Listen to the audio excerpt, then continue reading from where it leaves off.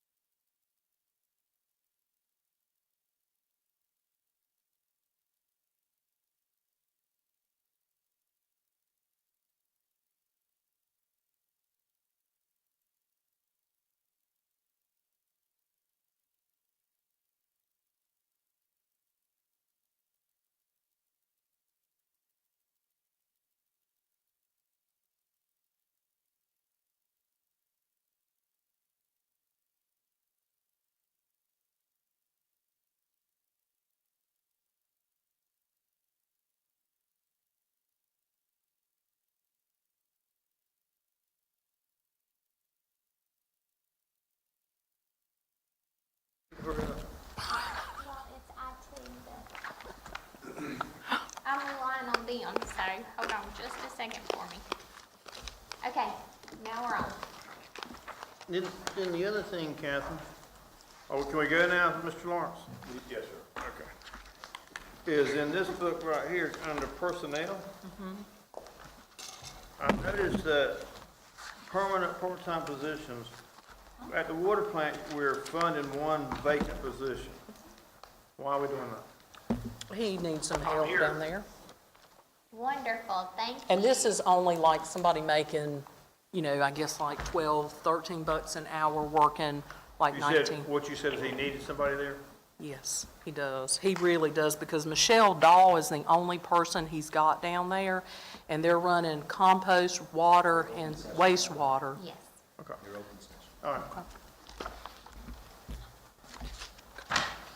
What's Lisa, can you next? pull up that work session presentation? Yes, ma'am. What about the Public Works? About what? Public Works, are we gonna talk about that? Yeah, when we get to the budget. Okay. I guess, okay, so we're through with the budget, other than, now we gotta talk about the 15%. So, back in open session, Catherine's gonna give you a bit of an update, She is, okay, Yep. and then you can call Ricky if you'd like. okay, that'd be fine. All right. So I was just going to run through the changes from the June 1 and the June 9th meeting. So you had your recommended book, and so what I'm going to go through are the changes that I made to the manager's recommended number, okay? It's binging. It's doing so, see, I can hear it binging. You know, which book are we in? Are we in, There is, You're on this piece of paper right here, right? on this can you piece of hear paper? it, Alyssa? I can. There you go. Did it hit Is it? it working? I can hear Oh, it. there we go. I'm There sorry, I we was go. going in the wrong direction. I apologize. Okay, so based on the June 1st and June 9th meeting, what is included in the proposed adopted budget number is going to be a 15% increase in water and sewer rates effective for August 1. Because we bill in arrears, this will take care of the July billing. We didn't want folks to think we're charging you your June stuff, so that's why we made it effective August 1. $1 a month recycling surcharge effective August 1. The property tax rate of .65 per hundred will remain the same, so there is no change in property tax rate. And in the same vein with the municipal service district, the rate will stay .235 per hundred in valuation, and the planning fees were updated and added. And there were slides in your presentation, last presentation, that had that in it as well. The new positions that we went through, this is a modified slide of the one that you had in your June 9th book. So there is a recommended 6 new FTEs, so we would be going from the 474 to a total of 478 FTEs, and that's because you've got some abolished positions that are coming off in that, some meter readers and canceled positions. And then the permanent part-time was a total of 17. So the ones that we had from the June 9th that the council approved was, in the general fund, was the senior fleet mechanic. The front desk receptionist was a reclass from a part-time. The stormwater maintenance technician in the stormwater fund. In the utility fund, the warehouse and purchasing manager and the warehouse technician, and the operator 1 in the water treatment plant. We took out of the budget the assistant golf professional, the 2 folks for the valve crew and distributions and collections in the utility fund, and as we discussed back on the 1st, the SCADA instrument technician was also taken out. And then these slides are just kind of a representation of the summary that was in the budget ordinance that I gave you. So there was the agenda cover, and then the ordinance, and then there's a 2-pager that has all this same information. I just put it in slide form. So in the general fund, in the downtown development department, I took $30,000, which was set aside. It was like $66,000. I reduced it by 30. That was for the hub stage upfit. It was for like some speakers and screens and things of that nature. Took it out of the general fund and then I took it and put it in the MSD fund. In the fire department, Can you yes, get sir. back to the personnel? Sure. Yeah, let's, yeah. Yeah, let's I'm go back. sorry, I didn't mean, y'all should, yeah, stop me. So I guess I missed it, because I thought we said we were gonna hire a part-time golf pro. No, we didn't. No, Did I miss that? yeah, we rejected that. Because I thought he was budget neutral, so. It was an assistant golf pro. Well, now, I had to put back the part-time help that Felicia had cut. It was about 41,000. So when you plus and minus in the same organization, I took out the full-time person, I put back the part-time request, which was about 41,000.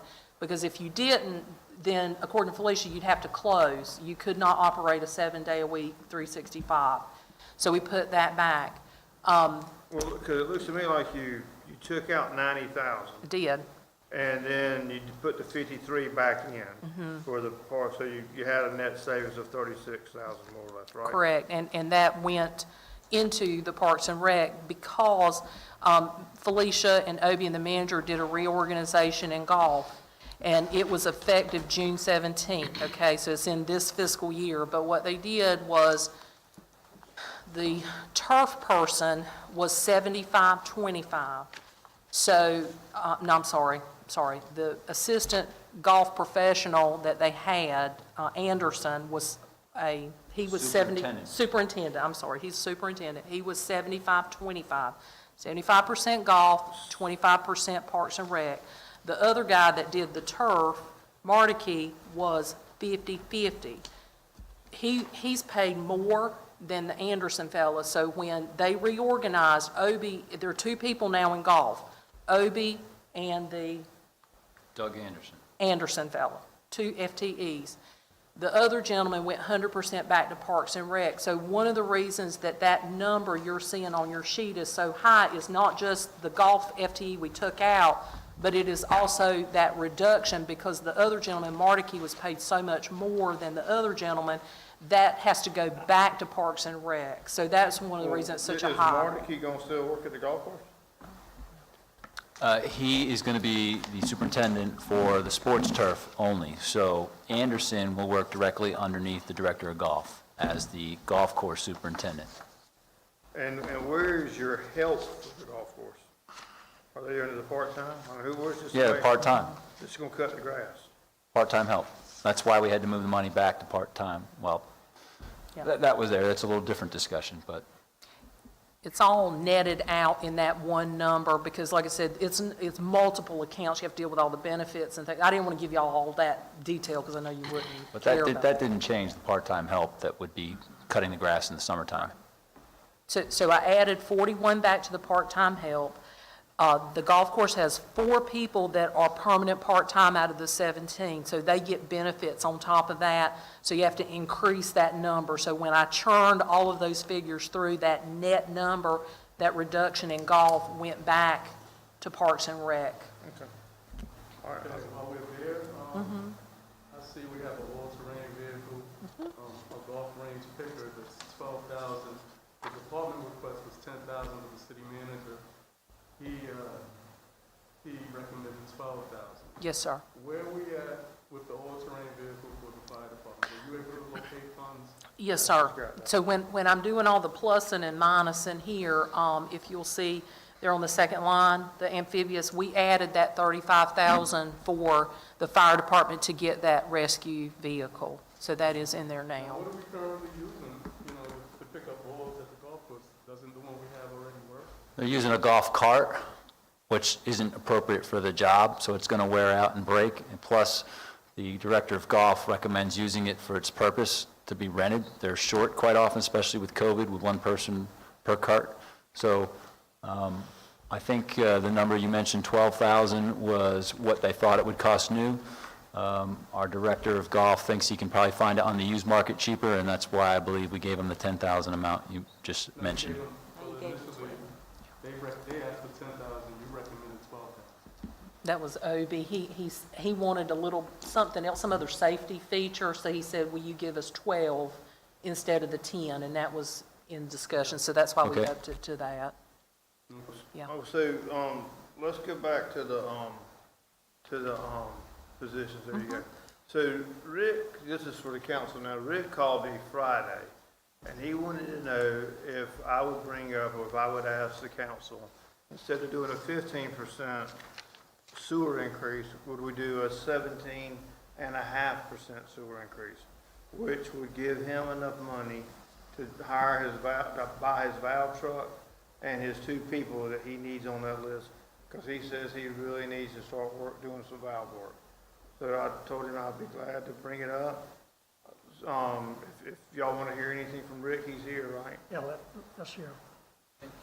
While he's coming in, on your item number 5 up there, Yes, sir. did you leave that in there just, we talked about not approving that, but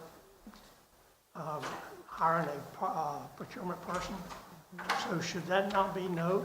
The change in the title? Yeah. I just did not have, I was doing Okay, this at all like right, just 4:30. just want to make sure. Yes, sir, no, and I did note the change in the title, I just didn't have time to get my slides updated. So Rick, I've told him that you called me Friday and asked if we could do 17.5% increase on the water and sewer rates instead of 15, and that would give you the money to buy your valve truck and 2 operators, or 2 people, right? Yes, sir. You want to explain it anymore? or y'all First of wanna- all, I appreciate the opportunity to come in. I know we discussed it last week, and it seemed to be a closed deal. I was actually filling out the weekly report for the city manager, and in my report that my staff give me, the distribution collection section noted that they had to uncover 3 more valves that had been paved over that week, and it just resonated that, well, why not just one more shot? It just resonated how important this really is. And in the past, like when we did the tower repairs for the Harris Street tank, we had issues there where we actually couldn't shut the water off to the tank because of faulty valves. It delayed that process. And then in 2019, with the center Holly tank, the street valves again were faulty, and we couldn't get those turned off in order to replace 6 valves. We ended up closing 6 extra valves in the area just to be able to do that job. And this is work that we knew we had scheduled. It's even worse when we're out in the field trying to do a water main break in the middle of the city, and we go to section off a block, a simple city block, and we end up closing down 3 or 4 blocks because the valves, when we go there, they're either broken, we can't get access to them because we don't have a valve maintenance crew to maintain the valves. That's the lifeblood of the system when we go to work on it. If we can't isolate, turn pressure down, and be able to repair the system, then we have to go out further, and it impacts more the residents. When we have to do a boil water notice, instead of just one city block, we have to spread it out amongst 2, 3, 4 blocks, and it impacts businesses. When you tell the business they have to boil water before they can provide service to the customers, that's a major impact to them. And it just occurs more frequently than anyone probably knows. We just adapt and overcome. To add fuel to the fire, I did some research. The equipment, you mentioned last week, Mayor, that delaying a year may not be that bad since we haven't had one up to this point. But if we delay a year, in reality, we're delaying 2. The equipment, the lead time or lag time for the equipment's about 9 to 12 months before we'll even get the equipment if we order it this year. So delaying 1 year in reality is all, for all intent and purposes, delaying 2 years. So with all that, I just felt it was important to at least inform you so we can make an informed decision as to what impact it's going to have with the city by delaying funding the valve truck and the crew. Catherine, Yes, sir. what does 2.5% equate to in revenue? It would be enough. I don't have the exact figures. I forgot to print that off in trying to get all this done. But from what I looked at, it would be enough to fund what he's asking for. Okay. I That doesn't answer the don't question, have, I'm but- sorry, and I can get What he's that. asking for is how much, Rick? Is it 230 for the 230, positions and the 250. equipment?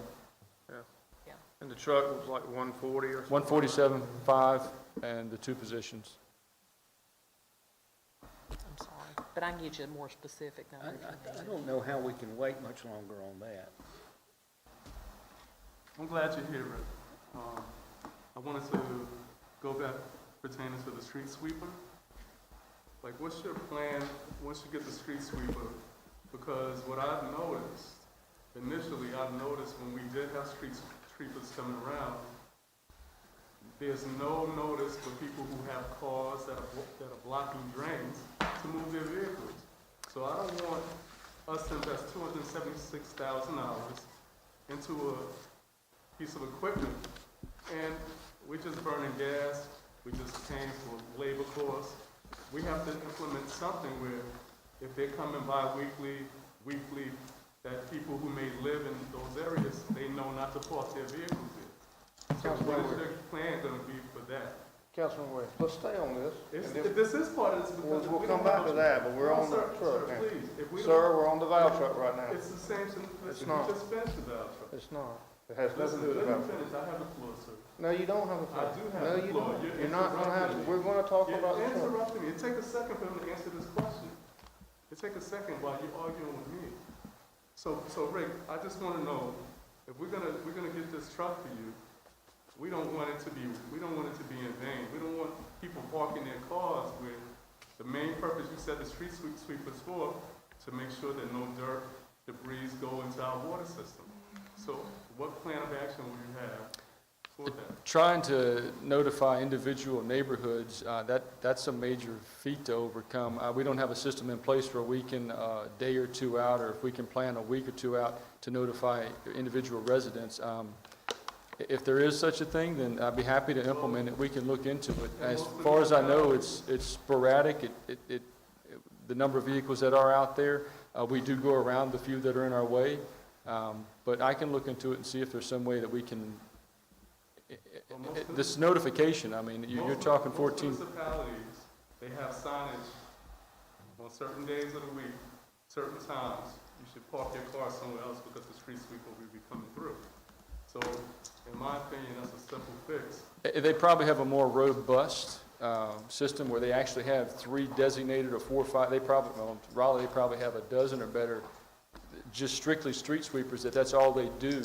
And so they can plan, coordinate that. That's strictly what street sweeper division versus we have a stormwater maintenance division that also sweeps the streets. So some weeks we may not even run the sweepers because they've been pulled off to do maintenance on the system somewhere. We don't have just a street maintenance division, a street sweeper division, that's all they do. If that were the case, then yes, we could plan that every quarter these are the neighborhoods we're going to go through and it's on a rotating basis.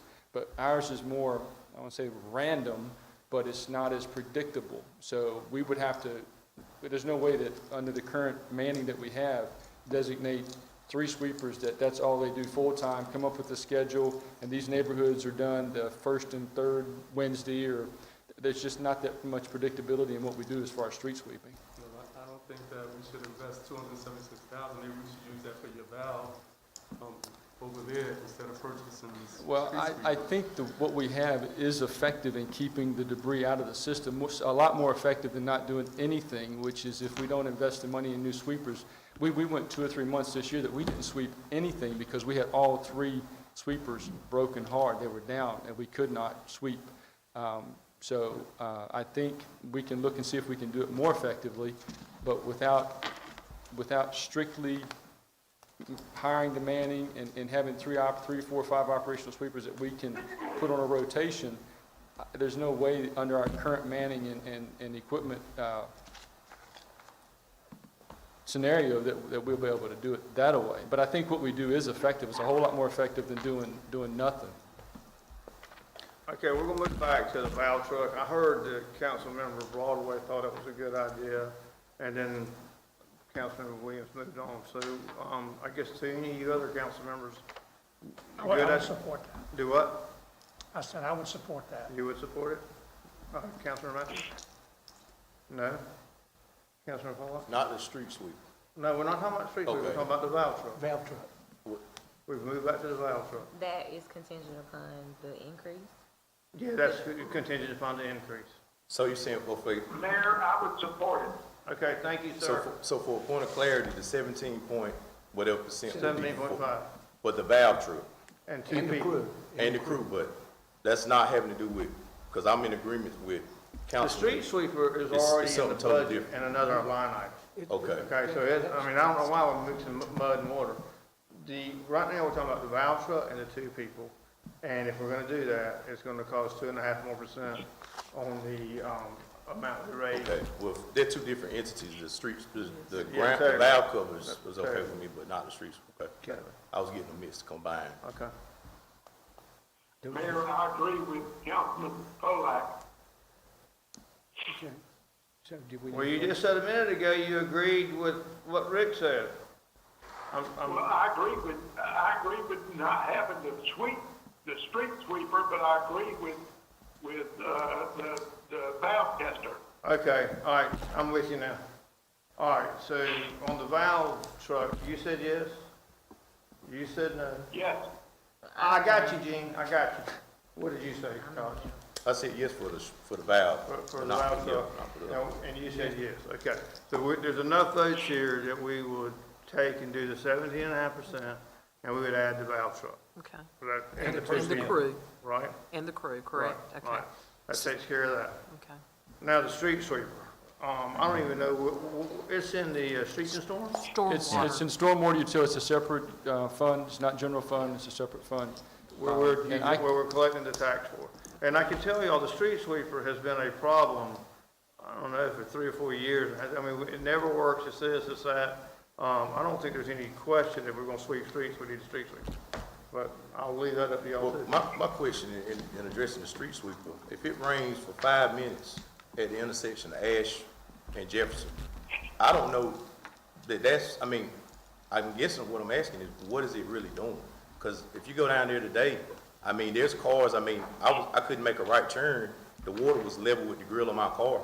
And I know that that's a trouble area that we all know of, and what's gonna help alleviate those trouble streets, even Didn't we Mulberry replace Street, those down the street? pipes? I mean, what do the street sweepers really, are they The cleaning out the sweeper- gutters? No, sir, the street sweeper does just that, you're right, it cleans out the curb and gutter to keep the debris out of the catch basins. Once that debris, when it rains, leaves fall, pine needles fall, when it rains, if we can't get them out of the curb and gutter before they go into the storm drain, into the storm system, then it causes blockages. And then we have to go out with a jet rodder crew and actually rod those pipes out to get them to flow again. So if we could run 3 street sweepers full-time, that would be great. One, we're not staffed to do that, and right now, we don't even have the equipment to do it. We're lucky if we have 1 street sweeper running at a time. In fact, the big joke was passed on to me last week was, we have 3 street sweepers. We've had 3 for quite a while, but we only have 2 designated parking spots because one's always in the shop. That's unfortunate. They're older. A couple of them are early 2000 series. The newest one, I think, is 2014, 2015 maybe. But the other ones are dated, old, and we can't keep them running effectively. We're just now, and manning was a problem last year as well. Our stormwater division was 50% manned most of the year. We had some turnover, some issues, and just trying to hire people was a feat. But we're back up to, I think, all but 1 operator now, and we're going to get it looks like we're going to get the maintenance tech, and that'll help us as well. So that operator we were using to go out in the field and work with another operator to be able to have 2-man crew to do ditch maintenance, and now can run the sweeper. We just promoted 1 person to full-time sweeper, and they'll be doing that as long as we can keep a sweeper running. I'd love to have 2. We will pull, if we have 3 running, we will run 3 from time to time as well, especially doing the DOT, Main Streets, Ash Street, stuff we do at night. But that is part of our preventative maintenance for the stormwater infrastructure. It is a critical component to our preventative maintenance. It's a lot easier to sweep the debris off the street than it is to get a jet rodder out and try to break it up and flush it down the system. Well, I did some research, and I agree with you. It is important for our water lines. However, I just feel we need to have something in place for people who may live downtown, or people who may just be in town to visit and they don't understand that these are the days you're going to be coming by and you're going to be cleaning. So if we had something in place, I wouldn't have a problem with it. I would love to do that if it wasn't so dynamic. I'm telling you, week to week, if we have a cave-in or something, we will pull a sweeper guy to come in, because it takes 4 or 5 guys, crew members, to be able to do a repair. And when I'm pulling teams out of the field to come do that, the sweeper operators will, from time to time, get pulled off the sweeper to do that too. So to set schedule, I can look into it, but I honestly believe what you're referencing is when in the larger cities, they actually have designated, that's all they do is sweep. They have so many trucks, so many operators, and they have a route that they run, just like a bus route. And so it's predictable. They run it every week, every quarter, every month, and that's great, but we don't have that capability over here right now. My staff are multi-skilled. They get pulled to do different jobs within stormwater, and it's day-to-day operations change. I'll get a call Monday morning, we've got a week planned, and Monday morning, that plan is thrown out the window because we have to address something that just happened, whether it's a cave-in or a request from a citizen, flooding over on Ash and Jefferson. It's very dynamic, very fluid. All right, thank you, Rick. We need to go back, and I guess on the consent agenda, and make a motion to change the consent agenda, because I don't think we did that. I don't think I did that. Did Melissa? Was that right? Could I interject? What, Gene? Could I interject? Yes, go ahead and interject. You know, Berkeley Boulevard is the only street that I know of in my district that's street sweepers use. And, you know, I'm sorry, I can't support another street sweeper. Well, can I make a clarification here, and Rick, Catherine, back me up, but we have 3 street sweepers, of which 1 typically works right now, right? Yes, sir? You want to buy another one, which would give us 4. We're going to get rid of the worst one, so you should have at least 2 of 3 working most of the time, perhaps 3, okay? This is out of the stormwater fund, Yes, which sir. is well-funded. You can't not do this and put it in a different utility fund or something, so I think it's wise to buy this street sweeper, and I agree with Councilmember Williams, we should see how we can schedule it to the degree possible. You have the operators, you could run 2 per day and a third if you get it to back up someplace you missed before. Something along those lines, correct? Yes, sir? Thank you. Rick, You know, I have to disagree. You know, we have 3. 2 of them should be repairable to where they can do the job. And if not, we need to hire new mechanics to fix it. Rick, when I was out at your location about a week and a half ago, I was told that the second, I'll call it the second street sweeper was being repaired. They were going to put a transmission in it. Has that been completed? I haven't checked I haven't heard and I haven't checked as of today, so I don't know. Okay. So I was under the impression that if we had that transmission replaced, then that would be operable, and we would have 2 operable street sweepers. We would, if we can, and it is keeping But you them don't both know what the operating. status of And the the problem is the age of the street sweepers. And as Understand. they wear out, as they get older, the maintenance requirements become more often. I think the one we're going to replace is an early 2000 model. They're just old, and you know, the average life of a street sweeper is probably 10, 12, 15 years tops. But the objective is to, putting aside buying another one, the goal is to get that second one up and running so we have 2 operable street sweepers. Yes, sir, that's been the goal for the last year. I mean, last 2 years. We want to keep at least 2 operational all the time. It's just been very difficult because of the age and the maintenance requirements on the older equipment. And the newest one is an Elgin. I think it was purchased about 5 years ago. And even it's been down a couple of times, but I think that's the one that's operational now. The other 2 are older, and as they age out, it's time for turnover time to replace them. Okay. And this newer one too is, anyway, I'll leave it. Is this not something we could look at the 6 months Sir? to see, Catherine? We can, I mean, the ordinance has been prepared with the street sweeper in it. So, Bill, this is funded through our Stormwater utility. tax that we have, Oh, okay. and it's Oh, crazy. stormwater, It's okay. crazy. I'm wrong. If you're gonna get it, you need to get it. If you're not, then tell them. I'm wrong, I'm wrong. and we plan on freezing that type of capital until December, January, until we know how all of our funding is. Okay. When you do your budget thing, Can you just mention to go from the 15 to the 17 and a half and what we're doing? Yes, sir, because all your paperwork is at 15. Okay, Yes, sir, I'll so have you to just do mentioned that. that we discussed that, and we're gonna do Yes, that? sir. Okay. Marty Anderson just texted me. Marty, you out there? We're good, let's go, Okay, let's move okay. on. What are we going to next? Thank you, Rick. All right. But what So- did we move, what was the decision? What are we moving on, but what was the decision About what? about the street sweep? I don't think there's enough votes to remove it. We can say, who would like to remove the street sweeper? 1, 2, 3. Gene? Mr. Acock. What's the question? The question is, removing the street sweeper, do you want to keep it or do you want to remove it?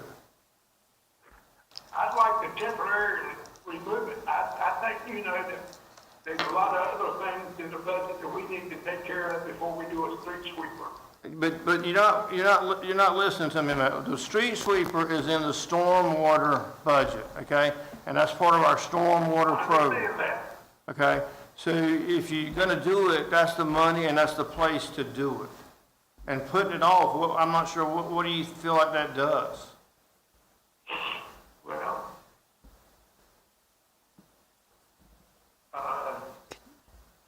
it's in the stormwater budget, but there's a lot of ditches, there's a lot of things that need to be done, rather than just street sweeping. I'm still opposed to it,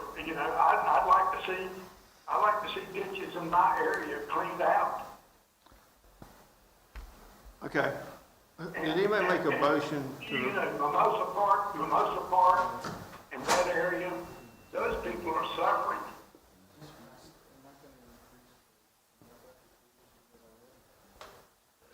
So yes, I'm opposed to it.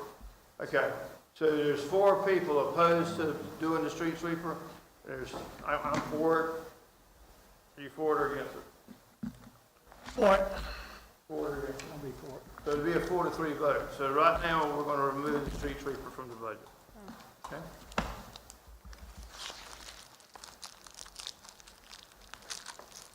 Now what's next? Okay. Let's see.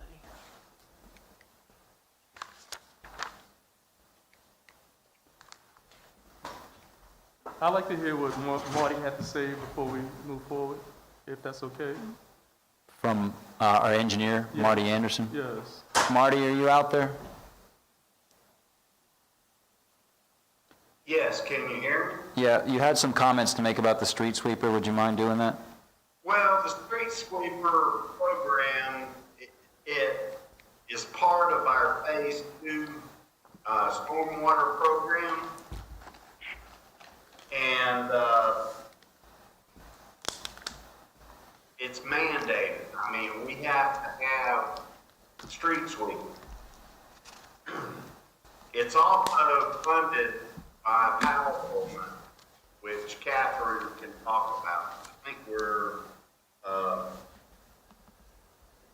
I think we're funded twice a year. Correct. Okay. Yep. So that's all I wanted to interject into the conversation. It is an important part of our stormwater program. And we're gonna be off with it next year, so next calendar year.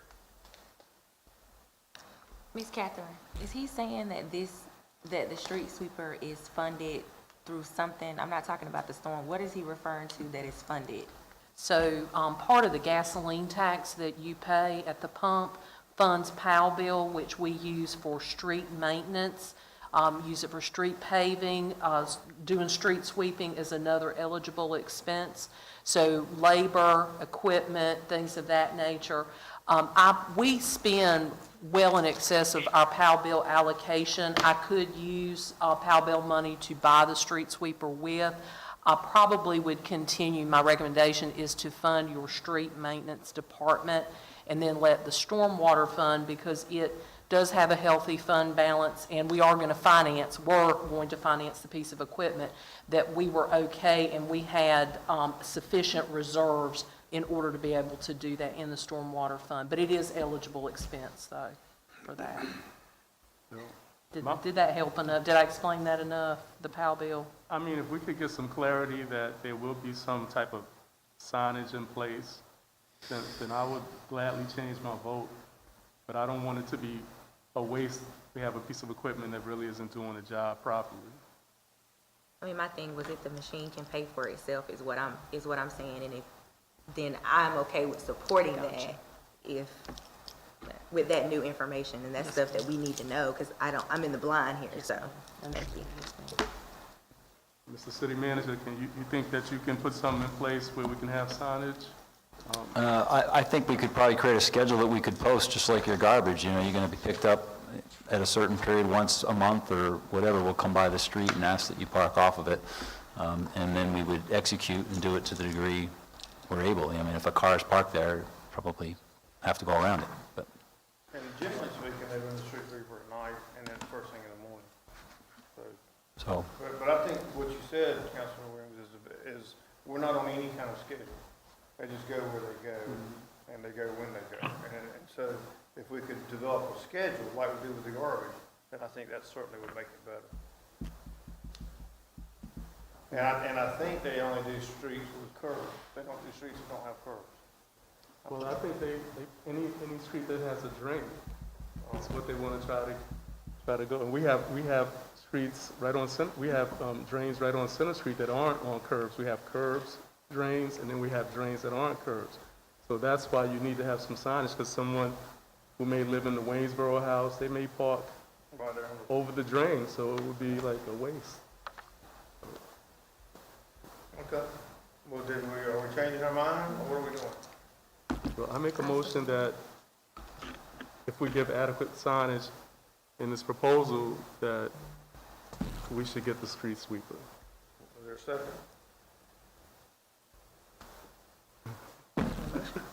Huh? There was a motion? Yeah, it was a motion. His motion was telling him to vote.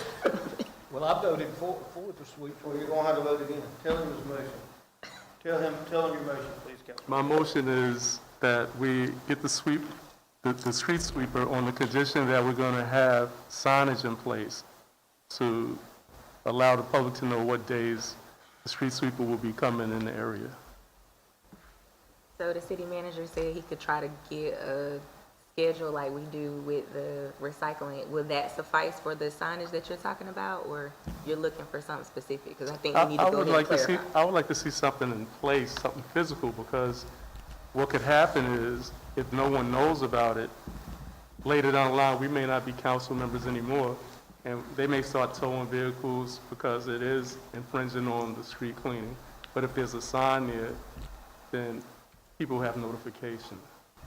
And I think you gotta be a little bit careful of that too, because all of a sudden you're gonna have signs all over Goldsboro. You know, I'm not sure. We need all that. But I think you did that in places, the busy places like Center Street or whatever, and then you did maps and online. I mean, yeah, probably predominantly where the busy area, the shopping areas are, probably need them. All right, is there a second? Second. All in favor of the motion, raise your right hand. Gene, yes or no?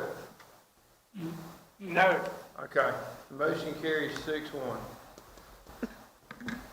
All right, so we're gonna get the street sweeper and we're gonna move on, I hope. Okay. All right.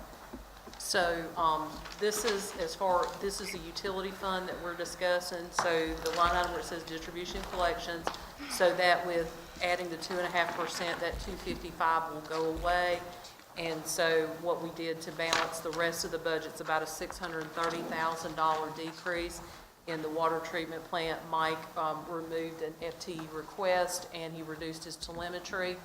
In the water reclamation facility, we reduced one FTE, which was the SCADA tech, removed bonuses, wellness, and then he reduced his machine and equipment maintenance line item, which had telemetry, wasting valves, the aerator rehab, diffusers, and then he also removed his distillation unit. And then compost, he removed the bed, one of the dump truck beds.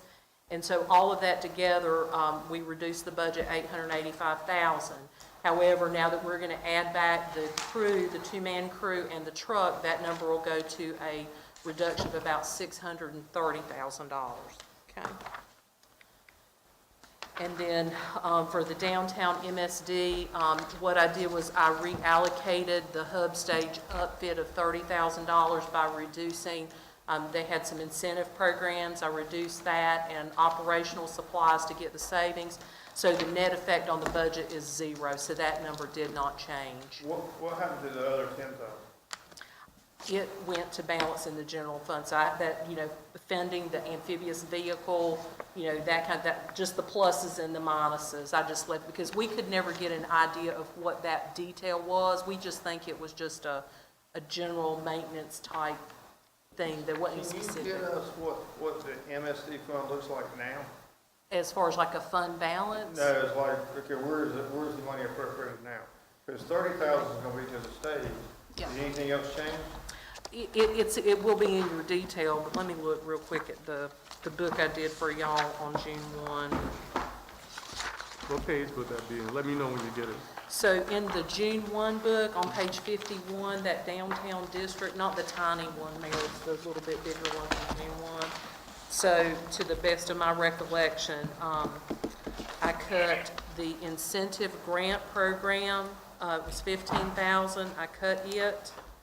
I cut part of the beautification program, and then in other expenditures, there's a line item, it's operational supplies. So that's where I made up the difference, was between beautification and operational supplies. Cut 30 and then added 30 for the stage upfit. But you cut 40. No, sir, I only moved 30 into the MSD fund, but I cut 40 in the general fund out of cut 40 downtown. in Yes, the sir. general So,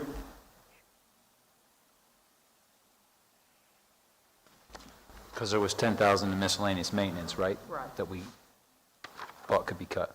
Yes. and you took that out. Took it out and used it to rebalance my other line items. So right now, we still have 21,000 in advertising. I did not cut advertising, that's And you correct. still have 17,000 in fund balance. That is correct, yes, sir. And then we know this is gonna be 30,000 shy. We just don't know how you did it. You took 15,000 from the business grants, right? Incentive, that's a 0, so it was 15, I reduced it to 0. Okay? I think I took, I want to say maybe I took about 8,000 out of beautification and then took the balance out of operational supplies. And you'll have all of that detail. I mean, you'll have it more than you want, but that's off the top of my head is what I remember. Okay. It's just a lot of moving parts to try to reproduce all of this over again, so. Well, while we're right here, just go to page 52. Uh-huh. On the trail and trip, I thought we were gonna keep that 40K out for now, that they wanted for average until we kind of saw where everything was. I'm okay. I thought the council was okay with that, but since I've got to make all these other changes, if you want to pull that 40,000 out, I can pull that 40,000 out, and then if you want to amend the budget, you can, to give them more. Well, I don't know how the rest of councils, I'd just like to know where they're spending the 40. You did say that, yes, sir. You did ask for some detail about how they were going to spend the 40, yes, sir. Is everybody okay with that? Would you like to hear from Ashley on that, or? No, Okay, just pull it out, and then when she needs. go back later. We can go back later. Okay. Okay.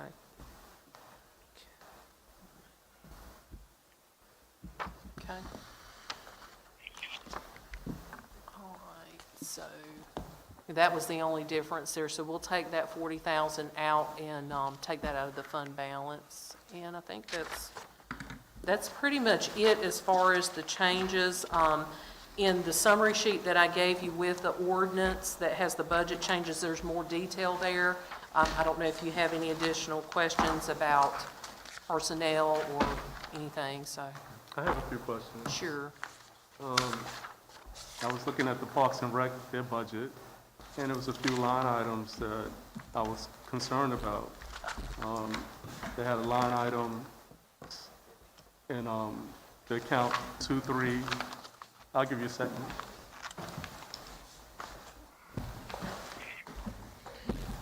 What page is it? Well, I had, let's go into Parks and Rec on the big book. Okay. Let me see. Let me help you out.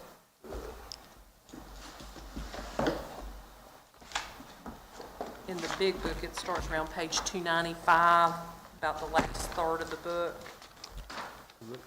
Let me know when you guys have Parks and Rec. I got it. Okay, so it was line items 7, 8, 10 through 13, and they were totaling $7,980 in that particular account. And I believe that was, the concern I had was item 18, details of reduction, where it was reduced. It totaled $10,280, but it was reduced to $4,630. So I wanted to know where that happened at, where were the deductions? What line item are you on? If you add 7, 8, 10, and 13, I'm not sure I'm following. Oh, 23, 23, let's see, look at here, 23, 23, okay. So 23, 23, what's the other? so those 23, 23, just look at those accounts. All right, well, there's 23, 23, and there's another account, Then I had another account, which. 31, 21, Yes. and you had another account too.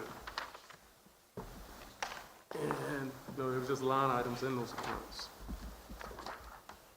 So basically, my question was, in that particular item, where were the reductions in item 18? Okay, so they did not, the department head did not give me specifics. So she told me, if you look on page 305 of your big book, the other training, so Felicia via email told me to reduce other training $4,630, but she didn't tell me specifically which line item. Some departments did, some didn't. So she would have to decide which of those line items she wanted to reduce. So Councilman Williams, you're right. I just don't have the detail there. I wasn't told what it was, so.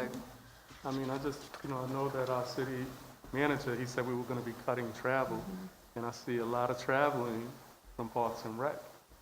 And in my opinion, I don't know if we should be traveling so much right now with everything that we've heard. And she would have to, as each department head would have to answer on these schedules for us, when it got time to travel, they would have to let us know what line item specifically. So this is me trying to get a lot of work done in a short amount of time. So I can't, because of the line items, go back and say which line items, because I'm doing this hundreds of times. So she's only got $4,970, for instance, in travel, so she would have to make a decision about which line items she was going to fund. And also, we had a contract service line item, and it was for soccer officials, and the amount was $20,000. And so I was concerned about that as well. Felicia, are you out there? As I look at line 3914 is 110,000. I'm not sure. I'm out here. I'm here. This is Felicia. Can you all hear me? Yes. Just, Felicia, please explain line item 3914, contract services for 110,000. What's happening for that? Okay, so line item 3914, contracted services, that is the line item that we use to pay for people to do services for us, whether it's soccer officials, basketball officials, because we do not hire them individually on our payroll as part-time staff. We go through a booking agent, that's the contracted services. Also, we use that line item, for instance, when we use, if I'm not mistaken, like our HVAC contract and our pest control contract, that's considered contracted services as well as when we hire temporary staff through the temp agency. All of that combined is considered contracted services, which are separate from a part-time line item. Okay, but my concern was initially that the soccer official was 20,000. It seemed like that particular contract with all our sports was the most excessive. They were more. And the reason why, the reason why the soccer official contract there was as high as it was is because if you'll recall, we offer a spring and fall soccer season, rec league season, and the number of our teams in our leagues have grown over the past couple of years. So for instance, we did not have the spring soccer season this year because of COVID, but the fall soccer season, if I'm not mistaken, we had 64 teams. And so when you have 64 teams playing at least 8 games each, that's where that fee comes into play. Do you think we're going to be having all these games with the COVID-19? Well, that's where the reduction came for the contracted salary line item, because at this point, we're not sure what it's going to look like moving forward in the fall. It may be that, we're still able to hopefully play our fall sports, but maybe we're in reduced numbers as far as the number of games we play. I know right now, for instance, coming out from the North Carolina Department of Health and Human Services, they're saying that we can't play some outdoor sports, but in reduced quantities, meaning, at most 25 on the field and at most 25 people watching that game. And we have well over, 25 parents coming out, to watch, their kids play. I still think it's a little excessive, and I'd like to, see, if we could cut back on that 20,000. I have another question while you're on the phone. Item 5567, it was the playground equipment, Okay? and it was 30,000 detailed justification for H.B. Brown Playground, Tot or Berkeley Playground. According to the Parks and Recs comprehensive plan, it explains our parks to be suffering from a long period of deferred maintenance and old age. The following parks should be improved in the priority listed: W.A. Foster Recreation Center, which we've done; Herman Park Center, Minnewell Park, which we've done; H.B. Brown Park, which we've started repairs on, and etc. So I think that we've kind of hopped around our comprehensive plan. So I'd like to see us get back on our comprehensive plan for the city of Goldsboro instead of us going all over the place. We put a skate park on Berkeley that should have been at North Ends Park. So I just want council to consider where some of this money is going. And in order for us to follow the comprehensive plan, we need to start working on that plan. Okay, and so with our playground equipment, one of the reasons why we have identified those two particular parks for this upcoming fiscal year's budget is when we go out and look at the playground equipment, because you're correct, one of the things that we're facing with Parks and Recreation is aging equipment. And so regardless if we have a comprehensive plan, master plan, what we did, because it's a guide for us to go by, what we didn't look at is what does the equipment actually look like. And because the last couple of years, unfortunately, of the flooding we've had in H.B. Brown Park, that equipment has really been impacted more so than we thought it would have been. And so that's why that was one of the parks that was specifically identified, was because that equipment, that playground equipment, was truly showing the wear and tear. I mean, all of the equipment except for Herman and Mina, because those are two newest pieces where we have playground equipment in those two new parks. but the rest of the playground equipment, it's about time for us to rotate it out. And, you know, we try to have a plan in place, but then when we're faced with what's really showing the wear and tear, that's what we look at. Hey, Felicia, this is Chuck. I got a question following up on what Councilman Williams said.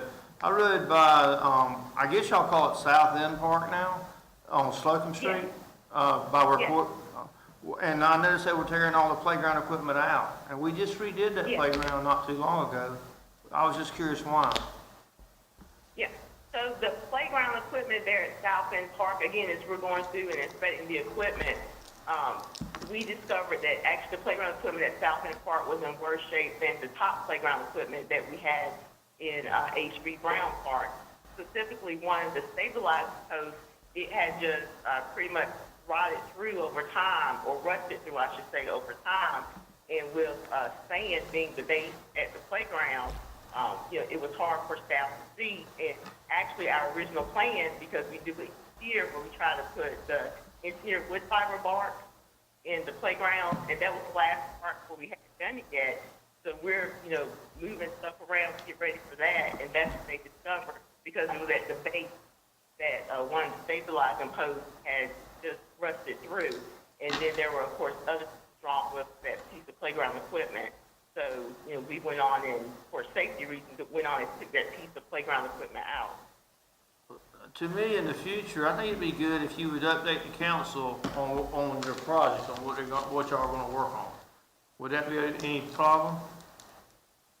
No, it would not be a problem at all. I mean, and I know, like, our city manager, he asks for weekly updates, and so, you know, those are some things that, you know, I've definitely shared with him. It's not where... And when he may have shared them with us, and I just haven't paid any mind, I don't know. Right. So, And Miss Felicia, I forgot to ask this question. This is Taj. When we had our Parks and Recs Board Committee meeting, but these new parks, will they have ADA accessibility like in Herman Park? And when they do replace the equipment, will the equipment meet the ADA, you know, restrictions or, you know, limitations or whatever? Yeah, that's what we strive for. So that was one of the things, again, we're replacing the surfacing at South End Park to make us become more ADA accessible, as well as we get new playground equipment in. That's one of the things where, first of all, playground equipment in general, you know, it's a requirement that you have to have so many ADA accessible pieces. Yes, ma'am. And so we try to get the most bang for our buck when we look at the different pieces of playground equipment to have as many ADA accessible pieces as we can. Thank you. Felicia, Yes, sir. this is Gene Aycock. Listen, I'm concerned about the equipment in District 6. Which equipment in District 6? There is none. I know. You know, we did a master plan, and sometime we need to talk about that. Not this budget year, I know, but it has to be done sometime in the near future. Yes. Would you like me to initiate conversations with them about the master plan? At some point, like I say, not this budget cycle, but maybe the next one. Okay. So Felicia, we have shelters. I noticed that there was no funds allocated for our shelters at our parks. H.B. Brown Park, the shelters are in really bad shape. They were in bad shape when we did our study in 2005, I believe. So we should have, you know, focused on those.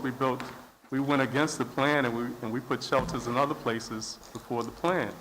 So I'd like to see some money allocated for those shelters. And also, I had a question pertaining to line item 2925, our merchandise for resale, Parks and Rec. $20,000 that's going to be allocated for the Bryan Multi-Sports Complex, and I guess our pools. Yes.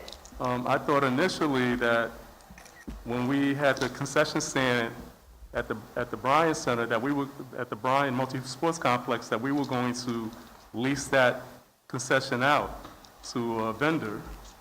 What happened with that? point in time, we have not had a lot of interest from vendors wanting to rent out that concession stand. And so that's where our staff have been going in and selling concessions out of there. And so again, when that money's allocated for concessions, remember that's for us purchasing that because we get that money back plus when we sell the items. One of the things with the concession stand, what I'm saying is, I know they were looking at as far as like ice maker capability and some other things that we did not have in place as we were building the Brian Multi Sports Complex. So that's why, we don't have a separate vendor in there with us reselling those things. Are you making a profit with the merchandise that you're selling there? Absolutely. Which is why it's in that separate line item now to show that. We just created that. Yeah, if we buy something for 50 cents, we're going to sell it for at least $1. Okay, and also notice, and I'm gonna let you go, I noticed that in the initial City of Goldsboro comprehensive plan, they were supposed to renovate at H.B. Brown. It was a splash pad already there, and that was supposed to be renovated. So if you get a chance, go look at the envision plan, and I'd like to see that, repaired for the kids.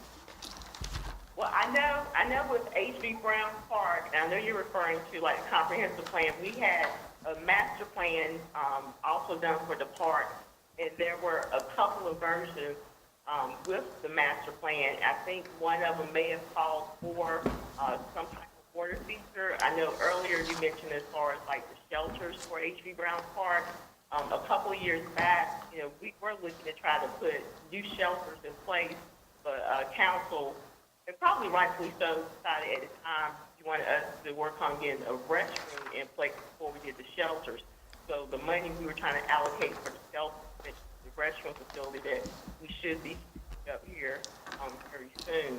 But I mean, that's something we could definitely look into. One of the things that, and you're probably aware of this as well, but one of the things that we're finding specifically with H.B. Brown Park, and this has come about in the last couple of years, if not last year, the entire park is considered a floodplain now, and so that's one of the things that we definitely have to look at when we look to add, I guess you might say more permanent amenities in the future.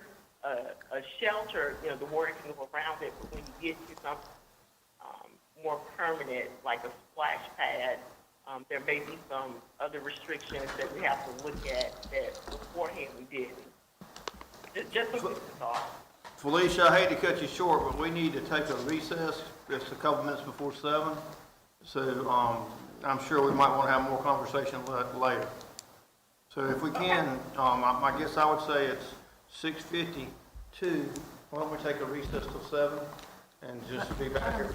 Hold on real quick, just for my own purpose. Are we gonna make a decision on this tonight, On what? on the budget? No, you can't make a decision on it. You gotta wait 24 hours. Okay, Wednesday, we're gonna make a Wednesday decision. at 3 or 2, whatever 10, whatever it was Wednesday. Yeah, that's when we'll make a decision. Thank you, Ms. Felicia. You're welcome.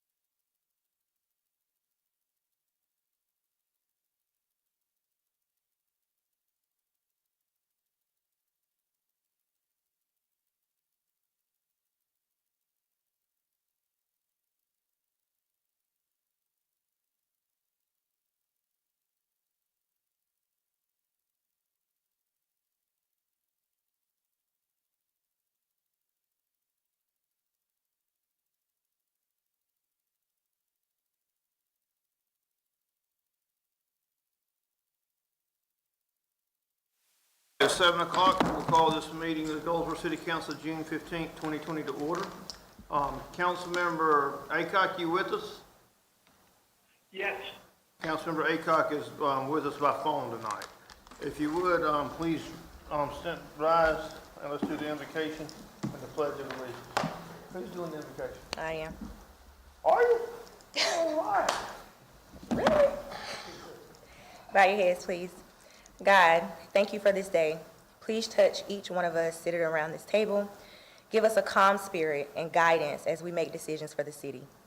I sincerely ask you to help us bring about resolve while searching the hearts of every council member here. God, I ask if there is anything that would be a hindrance to the purpose of the positions we have been elected to serve, don't let it be. Provide us with the knowledge we need to approach every decision in the best possible way.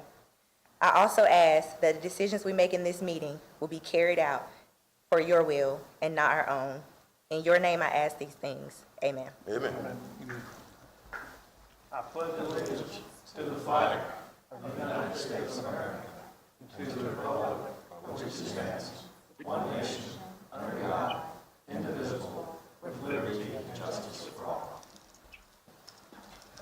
We're going to be a little bit different tonight because we spent the whole 2 hours of our work session talking about budget stuff, and we didn't do anything else.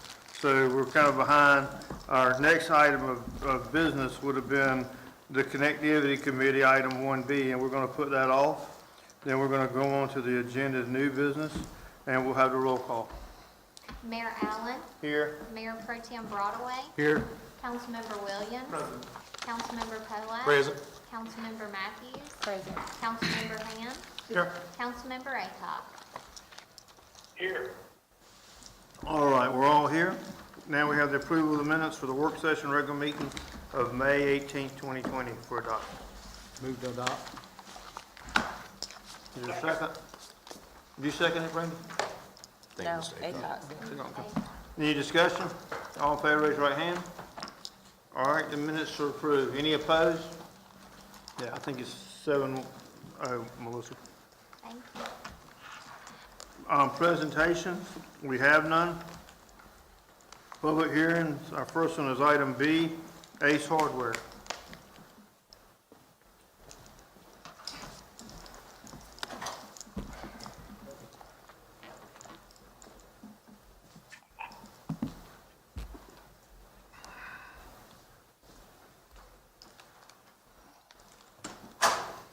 Good evening, council. Good.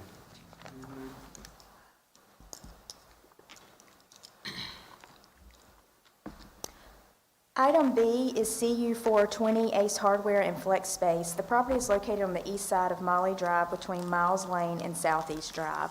The applicant is requesting a conditional use permit for retail sales to include outside storage.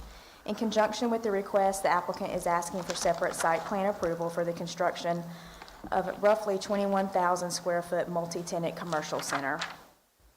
According to the city's Unified Development Code, commercial developments incorporating retail sales of less than 30,000 square feet with outdoor storage requires a conditional use permit. Separate site plan approval is required and shall be approved by City Council. The subject property consists of two private lots, and these lots were approved by City Council in 2005 as part of a 14-lot preliminary subdivision plat proposed for commercial development and formerly known as Southeast Commercial Park. Currently, these subject properties, or the two lots are referred to as Lot 8 and Lot 9, are clear and vacant. The submitted site plan indicates a recombination of two private lots for the construction of a single-story, 21,000 square foot building used for commercial development. Ace Hardware intends to occupy 11,000 square foot of commercial building space. The hardware store proposes to occupy an additional 3,900 square foot area for outdoor retail sales and storage. Hours of operation are 7:30 a.m. to 6:30 p.m., Monday through Saturday, with 5 employees. The remaining 6,100 square foot of commercial tenant space will be divided into 5 separate tenant spaces for rent or lease. At this time, there are no proposed uses for these flex spaces. 2 24-foot wide curb cuts are proposed off Molly Drive and are adjacent to the northern and southern property lines. A 24-foot wide access drive provides access to parking spaces located at the front and rear of the site, as well as loading and unloading zones for on-site commercial businesses. A total of 42 parking spaces are required for the site, and 46 parking spaces have been provided. In addition to the parking, the submitted site plan proposes a 12-foot wide stacking lane sufficient for 4 vehicles along the northern building wall, should a tenant opt to provide pickup window service in the future. Street trees are proposed along Molly Drive, as well as the appropriate vehicular surface area plantings, and a type A 5-foot wide buffer is proposed along the northern and southern property lines. An existing type C 20-foot wide landscape buffer is required and present along the eastern property line adjacent to the residentially zoned property. Currently, the owner is in the process of choosing exterior building components for the proposed commercial multi-tenant space. The first option you see here utilizes brick veneer walls, masonry column supports, sloped metal roofs over entryways, and aluminum windows. The second option utilizes projected and recessed brick veneer walls with EIFS wall panels and aluminum windows. Staff will ensure that the commercial design guidelines are incorporated into the construction of the commercial building. Existing 5-foot wide exterior sidewalks are shown on the submitted site plan. Water and sewer are available. The water is available to serve the property and is provided by Eastern Wayne Sanitary District. Commercial building permits cannot be issued until all city engineering and requirements have been satisfied, and stormwater calculations and drainage plans have not been submitted at this time. The site does fall within the 70-74 day-night average sound level noise for Seymour Johnson Air Force Base. Base officials have indicated that a noise level reduction of 25 decibels is required for the proposed commercial development to be compatible within the noise zone. Interconnectivity has not been identified on the site plan. The applicant believes the interconnectivity would be impractical due to the location of an underground storm sewer along the southern property line. The applicant is requesting a modification of the interconnectivity requirement along the southern property line. At this time, there is no action necessary, and the Planning Commission will have a recommendation for City Council at your next meeting scheduled for July 13th. And here's a picture of the site today. This is actually from 111 Molly Street. It's just beyond that. Any questions for staff? Any questions? Tim, can you see if well, this is a public hearing for, C 4020 Ace Hardware. Can y'all see if anybody wants to speak? Mr. Mayor, What, Mr. Aycock? since I can't see it, can Jennifer please explain exactly where it is? You know where McDonald's is on 111? Yes. You know, if you go past the McDonald's, there's a road cut back in there, and that field is part of the Ivy land. Yeah. It's 2 lots back in there. All right. And Jennifer can send you can email you the thing. That's all right. I know where you're talking about now. You feel better? Oh, yeah. Okay, I just want to be sure. Is everybody to speak? No, for the next issue there is. There's nobody here to speak, so we'll close this public hearing and move to the next. Your next item is Z320 Adamsville Gateway Center LLC. The property is located on the east side of South Berkeley Boulevard between East Elm Street and East Street. In December of 1986, City Council approved a rezoning change from neighborhood business to general business conditional district, limiting the subject property to the following permitted uses in the general business zoning district: retail sales, appliance installation and repairs, barbershops, home shops, restaurants, bakeries, and apparel tailoring and alterations. In recent months, the owner of the commercial multi-tenant center has had several inquiries regarding potential uses that were not approved as uses for the site, however are permitted within the general business zoning district. A zoning change is requested by the owner in order to maximize the use and marketability of his commercial property. The owner is requesting the following uses be added as permitted uses for the site: pet grooming, laundromats, dry cleaning, health spas, tanning salons, fitness centers, martial arts studios, nail salons, copying or printing services, offices to include business, medical, and professional, and lastly, travel agencies. Surrounding zoning, to the north, you have general business. To the south and east, you have property owned by Seymour Johnson Air Force Base. And to the west, you have general business conditional district and shopping center. The site currently has an existing 6,900 square foot single-story brick veneer and concrete block commercial building. Currently, the commercial building is separated into 7 tenant spaces. If the rezoning is approved, new uses must meet building code regulations as regulated by the North Carolina State Building Code. At this time, no other changes to parking or landscaping are required for the site. There is no outdoor storage being proposed. Any outdoor storage proposed in the future must receive City Council approval.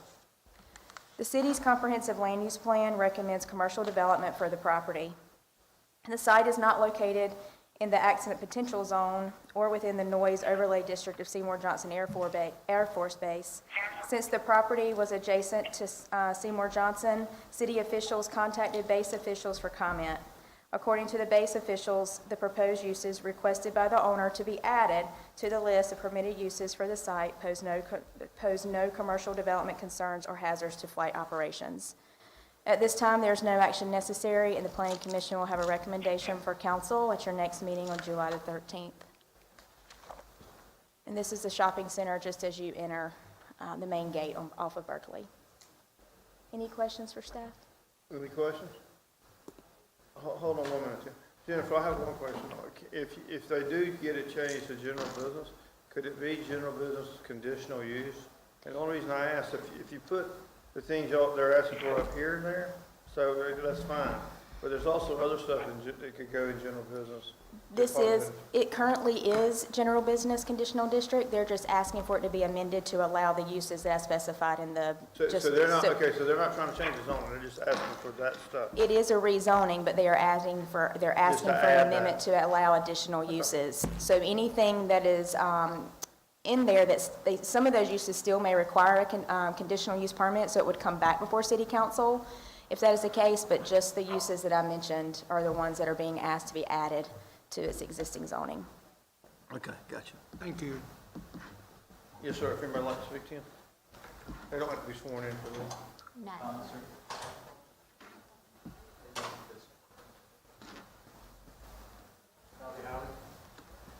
Go to the podium, please, sir.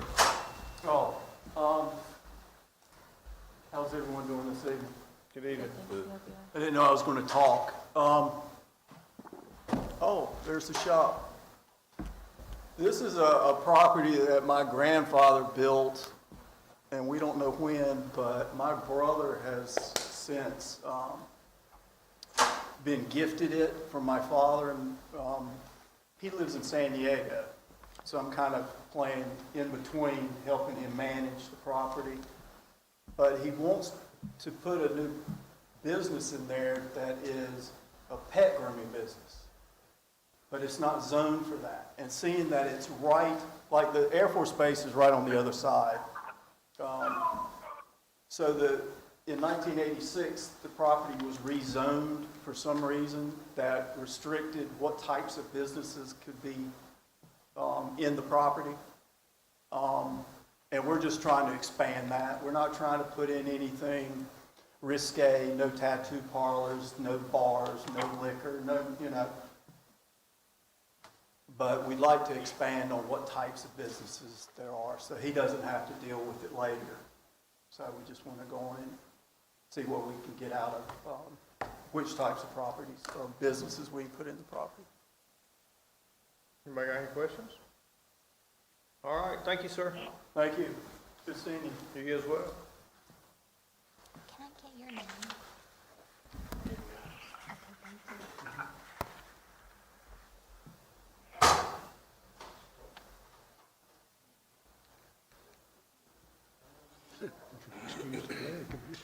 Do what? Excuse the language.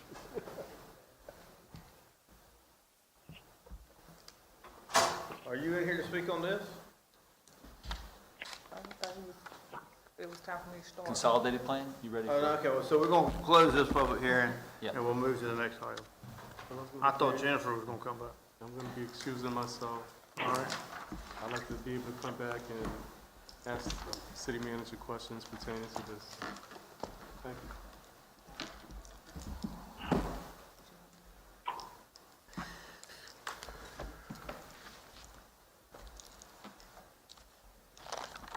All right. Let's go. Good evening, Mayor and City Council. Item D is a public hearing on the draft FY 2024 Consolidated Plan, which is CON Plan, and FY 2021 Annual Action Plan, the AAP.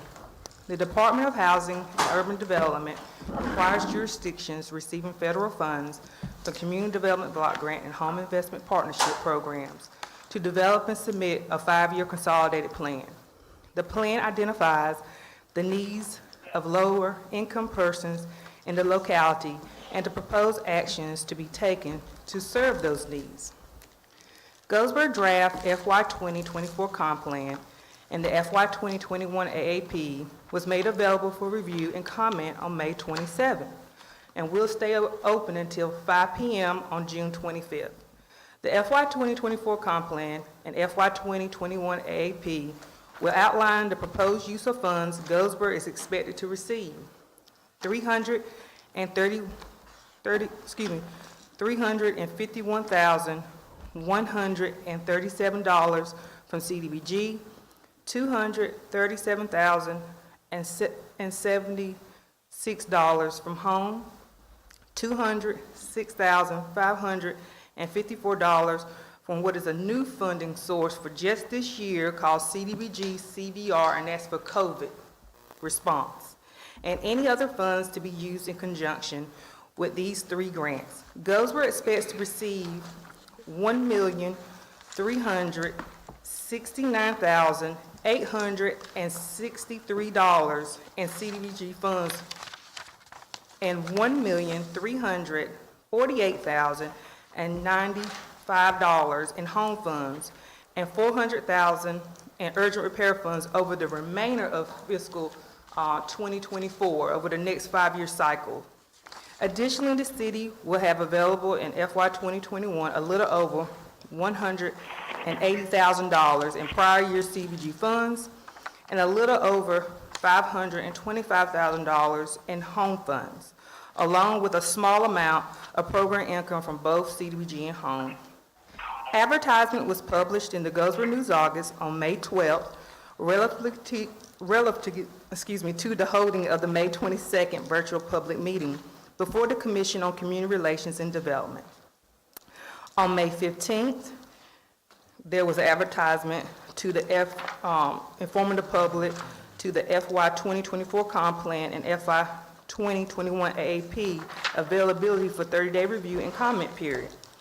And a final advertisement was published on May 30th to the scheduling of this June 15th public hearing before City Council. Comments received at this public hearing from the May 22nd virtual public meeting and during the 30-day review and comment period will be incorporated as part of Goldsboro's final version of the FY 2024 Comp Plan and FY 2021 AAP to be sent to HUD on or before July 15th. Tonight, no action is necessary. The Community Relations Department will have a final recommendation of the FY 2024 Comp Plan and FY 2021 AAP for council meeting on July 13th. I'm not for sure if they placed a slide for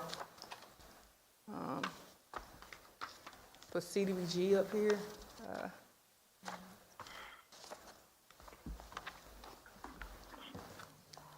If not, what I did as a backup, I did print me out some copies of what I was going to talk about. Oh, Is this it?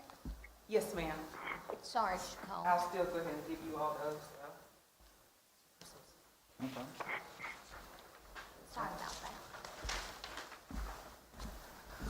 Being that we have new members on the council, and this is going to be your first 5-year cycle plan with us, I've put a presentation together. There's 17 slides, but we won't go through each slide, and nor will we read through everything on those slides. The FY 2024 Comp Plan and FY 2021 AAP, just to give you a little basic, a consolidated plan and an action plan. A comp plan is a 5-year plan that evaluates housing and community development needs and then guides how funds will be spent over the next 5 years. Action plans are annual updates that specifies how funds will be spent each year of the comp plan cycle. The information is gathered through a number of methods, including consultation with local agencies, public outreach, stakeholder and resident surveys, public meetings and hearings, a review of demographic and economic data sets, previous information obtained through the course of daily functions or interaction, and a housing market analysis. On your next slide, I wanted you all to see what the HUD standards or the HUD format for a comp plan is. And as you can see, your comp plan is about 120 pages this cycle. So this is the template that all grantees must follow. And as you also see that there are 7 templates inside of this comp plan with multiple subcategories that we have to complete. One of the things that's new in this cycle is there's 2 new subcategories within the comp plan requirement for any comp plan submitted on or before January 1st of 2018. And that is where a locality has to evaluate their broadband and hazard mitigation. So in your comp plan, we have provided an evaluation of broadband, and that is been with data that was provided by the state, and where Wayne County has currently already have hired a consultant to do that research on broadband and study, and so we've provided that information in our comp plan for you all. The executive summary of your comp plan is page 1 and 3 and page 111 and 120. You all were provided the comp plan a few weeks ago in your mailbox, and so I'm not going to go over all of this, but I just want to tell you that the executive summary serves as an introduction and summary to the key points of the plan, which if you've already read your plan, you probably have already noticed that.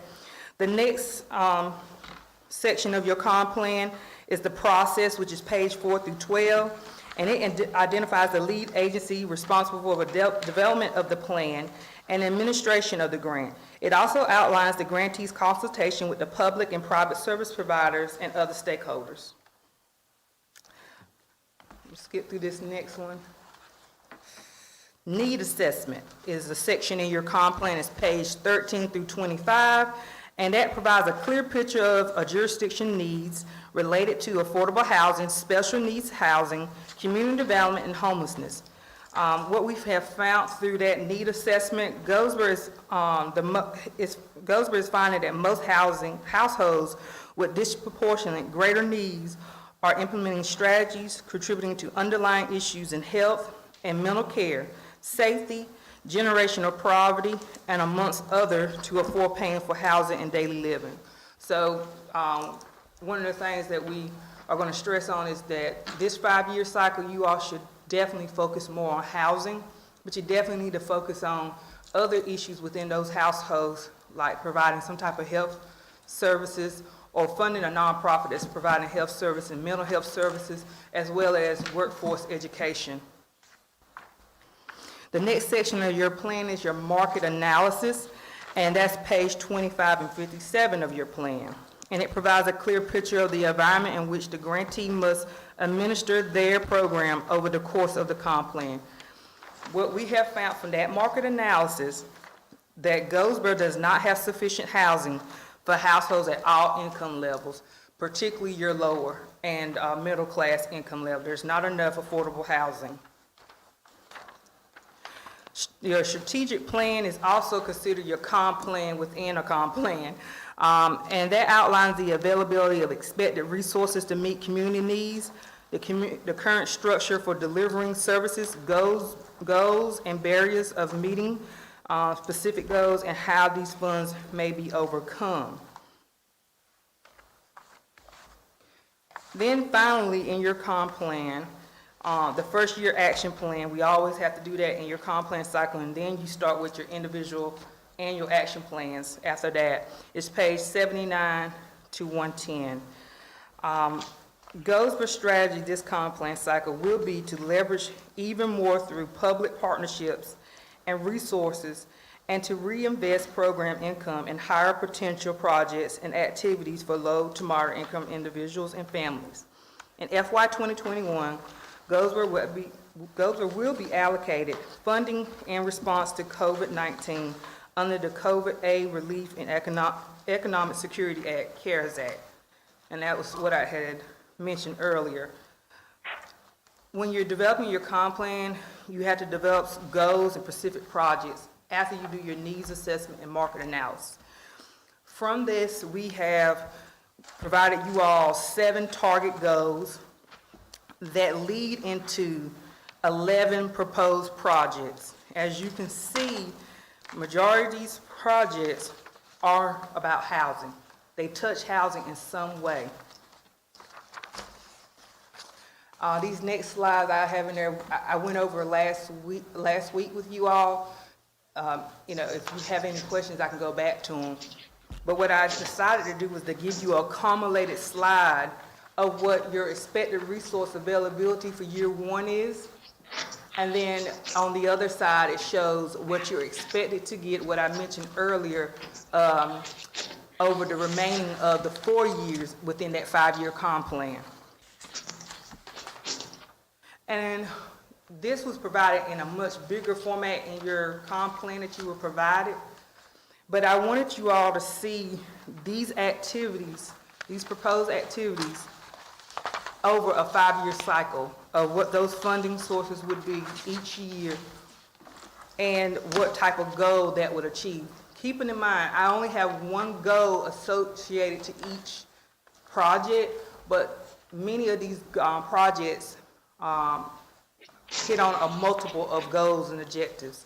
But just for not that convolute and have you with, buried with a bunch of different things, I just showed you one specific goal that it would meet. But as I stated, it can meet several. And I'm gonna stop because I've gone over a lot. And if you have any questions, I want to be able to answer your questions. I have a couple questions. And I'm glad that you acknowledge we got some new people, so be patient with me while I ask questions, please. So let's start with, I'm looking at the packet that you provided us in our mailboxes on page 87, and I know fair housing is one of the #1 priorities. However, as I'm looking at our spending, we're only spending $2,000 for a total of $10,000 over this time span. So your objective is to provide decent, affordable housing. So with that being so high on the priority list, we don't appear to be investing a lot of money into that area. Can you explain like what the fair housing actually is? And we're only allocating $2,000 a year, if I'm correct on that? I don't know if you're aware that the Community Relations Department is the central hub for the city of Goldsboro for fair housing and 1 mile outside the city limits. So this funding would be used to continue those efforts. What fair housing is not only just this activity, we have housing counseling, which also goes into fair housing. So you have 2 activities that will address fair housing. Just one, I wanted to be specific for us to track those that we are targeting for like disparities of housing issues so that we can start tracking those particular people that we serve and not having it all clumped up in one activity like we used to do. Okay, so I'm looking at housing counseling and it says that we're spending $6,000 a year. So I guess maybe I'm not asking my question right. We're not investing a lot of money in either of those things a year. So I guess what your department does every day will compensate for what's left over. So these funds are just going to be in addition to what you already do every day. And what you, it may seem like it's not a lot of money, but what we typically do is we get a housing counseling service to provide the housing counseling service and home financial literacy and home ownership education, as well as a fair housing piece. Typically, we'll put on 4 workshops a year, and typically we'll have from anywhere from 11 to 18 residents of Goldsboro. Then they also get follow-up service from that housing counseling service, because once they go through that service that we pay for, then they're eligible through that housing provider. It used to be Consumer Credit Counseling Service, now they're called Community Action, to also go into maybe, let's say, their credit repair program, and some debt service programs. So, like I said, this is in conjunction to what we do with community relations, as well as partnering with nonprofits that provide housing services, and as well as working with our lenders, as well as our realtors and land property owners to ensure that we have a fair housing practices going on that we are investigating. Okay.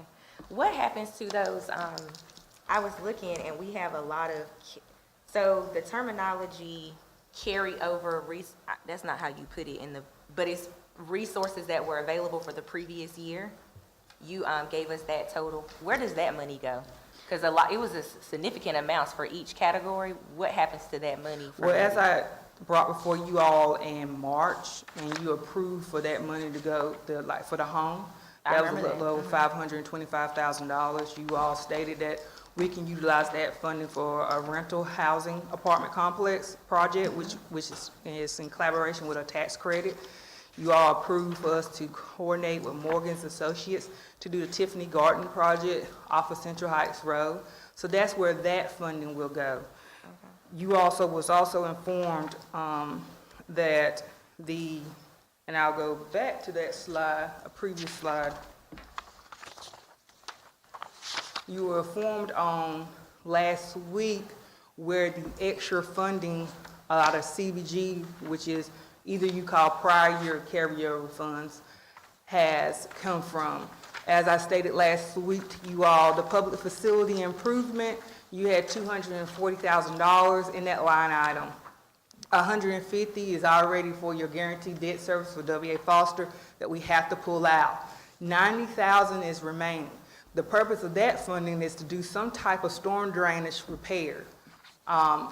Then your public service, you had allocated a little over $33,000. Only $25,000 has been expended, and we are expecting the remaining, as I had stated in the slide previously. We're looking at the check request, it's not that it has been expended. We're looking at $10,000 for Watch, $10,000 for Wish, and $5,000 for MPI. We do have the invoices, and we're going to be doing the check requests for those. So then that would expend all of that funding for public service. Economic development, there was a little over $23,000. And as I told you all last week, that was put aside for your summer youth program. We've just suspended the summer youth program this summer due to COVID-19. We're going to revisit in January, but that funding is now what's going to go over into your rollover or carryover, program income or carryover funds. For program administration right now, we had $65,696, and we haven't been doing much spending out of our program administration. So you have, $41,612 still left. Now, we will be doing some more drawdown through finance for the salaries of the community development specialists and 50% of my salary and any other program administrations that we do. We have till October the 1st to charge in a previous year that we just went out of. So as I told you all last week, right now you're showing $180,000, but that can go down as we spend from these other line items that still have funding available. Our federal cycle is October 1st, so we still can spend up to October 1st and charge it to FY19, FY20. So that's where the prior year funds for CBG came from, as I stated to you all last week. I have two questions. Yes, sir. So am I to assume the amount that's paid out for the W.A. Foster Center, is that something that we're committed to for the duration of the loan each year? Now, if you look at, you probably can't see it on that smaller sheet, but if you want a bigger sheet, I can give it to you right now. You all only were to allocate $1.6 million for W.A. Fosters. Right now, we're at $1.2 million. Therefore, with the you have next year, FY 2021, and FY 21-22, that's going to have a $150,000 payment come out. The final payment will be FY 22-23 of a little over $36,000, and that's it. Because you will be at your match of $1.6 million that we got approved by HUD in 2015 to provide to that project. So we will not be providing the additional 150 throughout the life of that debt. It is just up until FY 22-23, and as I stated, we only can expend up to $1.6 million. Gotcha. And my And the only thing to keep in mind there is if we don't do that again, then that 150 is coming out of the general fund, right? Okay. And my second question, in reference to page 7, where, it talks about needs assessment. I've heard a lot of people, that I work with live on the south end of John, and I know they're in fear of a possible buyout. A lot of those people, have inherited their homes or whatever, and they're gonna have to start all over again if they have to, due to the floodplain. Is there any possible way as far as like with the closing and, the item that talks specifically about closing costs and stuff, if that amount could be possibly ramped up, if that were the case, that multiple people lose their homes? Now, if you're saying like people losing their homes to being bought out. To the buyout, yes, ma'am. Okay, FEMA is gonna give them supplement funding. Okay. But if let's say that that's not enough to leverage towards buying a home. Right. Then they can apply for home buyer assistance program funding. And if they meet the eligibility based off of income and can qualify for a mortgage loan, then they can qualify for some home buyer assistance and closing costs to help them, as long as they're purchasing a home within the city limits of Goldsboro. Right. Okay. So what we can do is, those who are on the buyout list or within those zones that NC Rebuild have, we can send them out information about the home buyer assistance program in advance.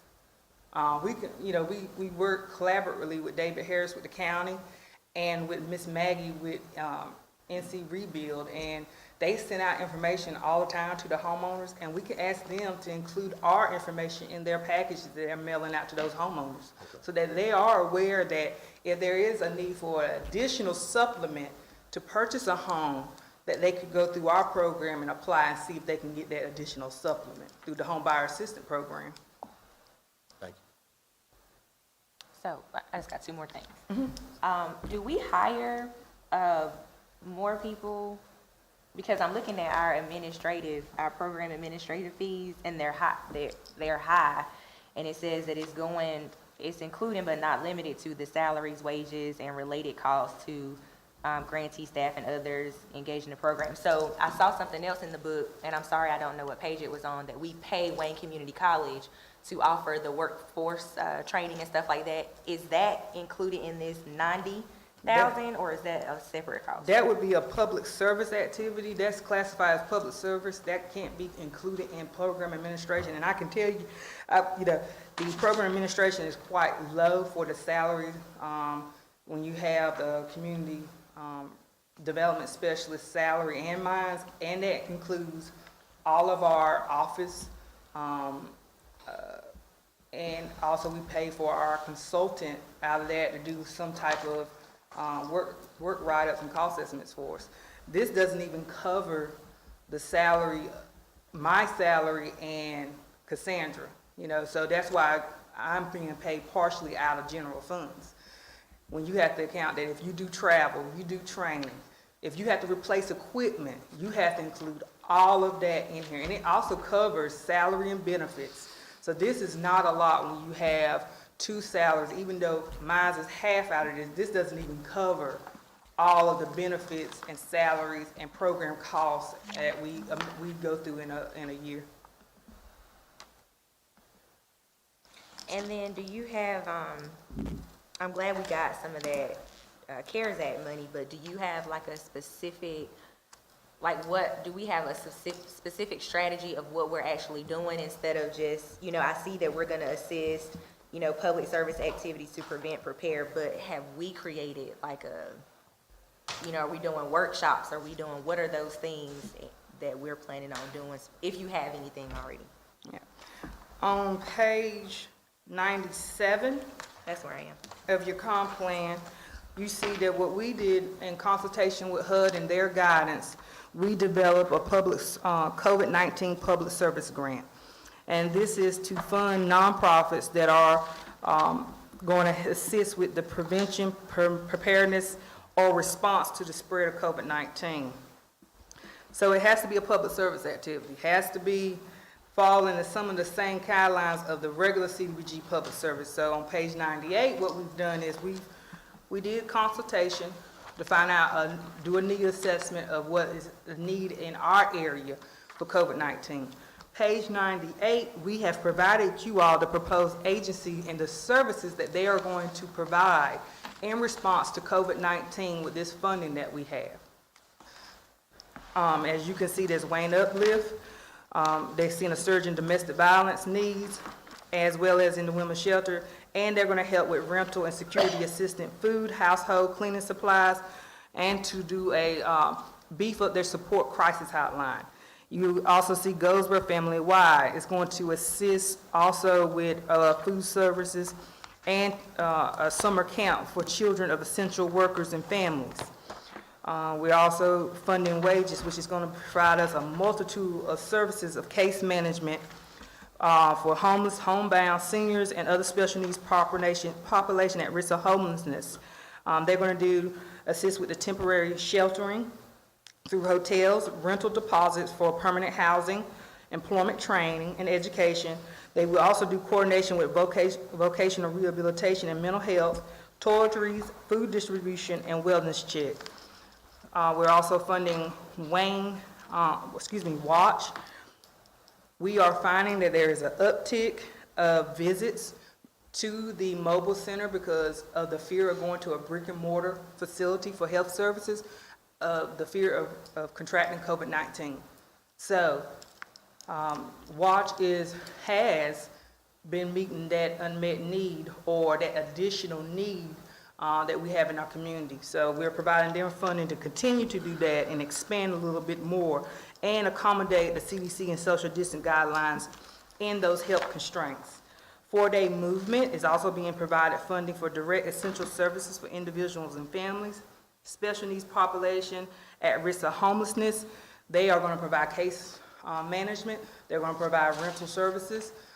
They also are going to assist with sheltering as well, temporary sheltering.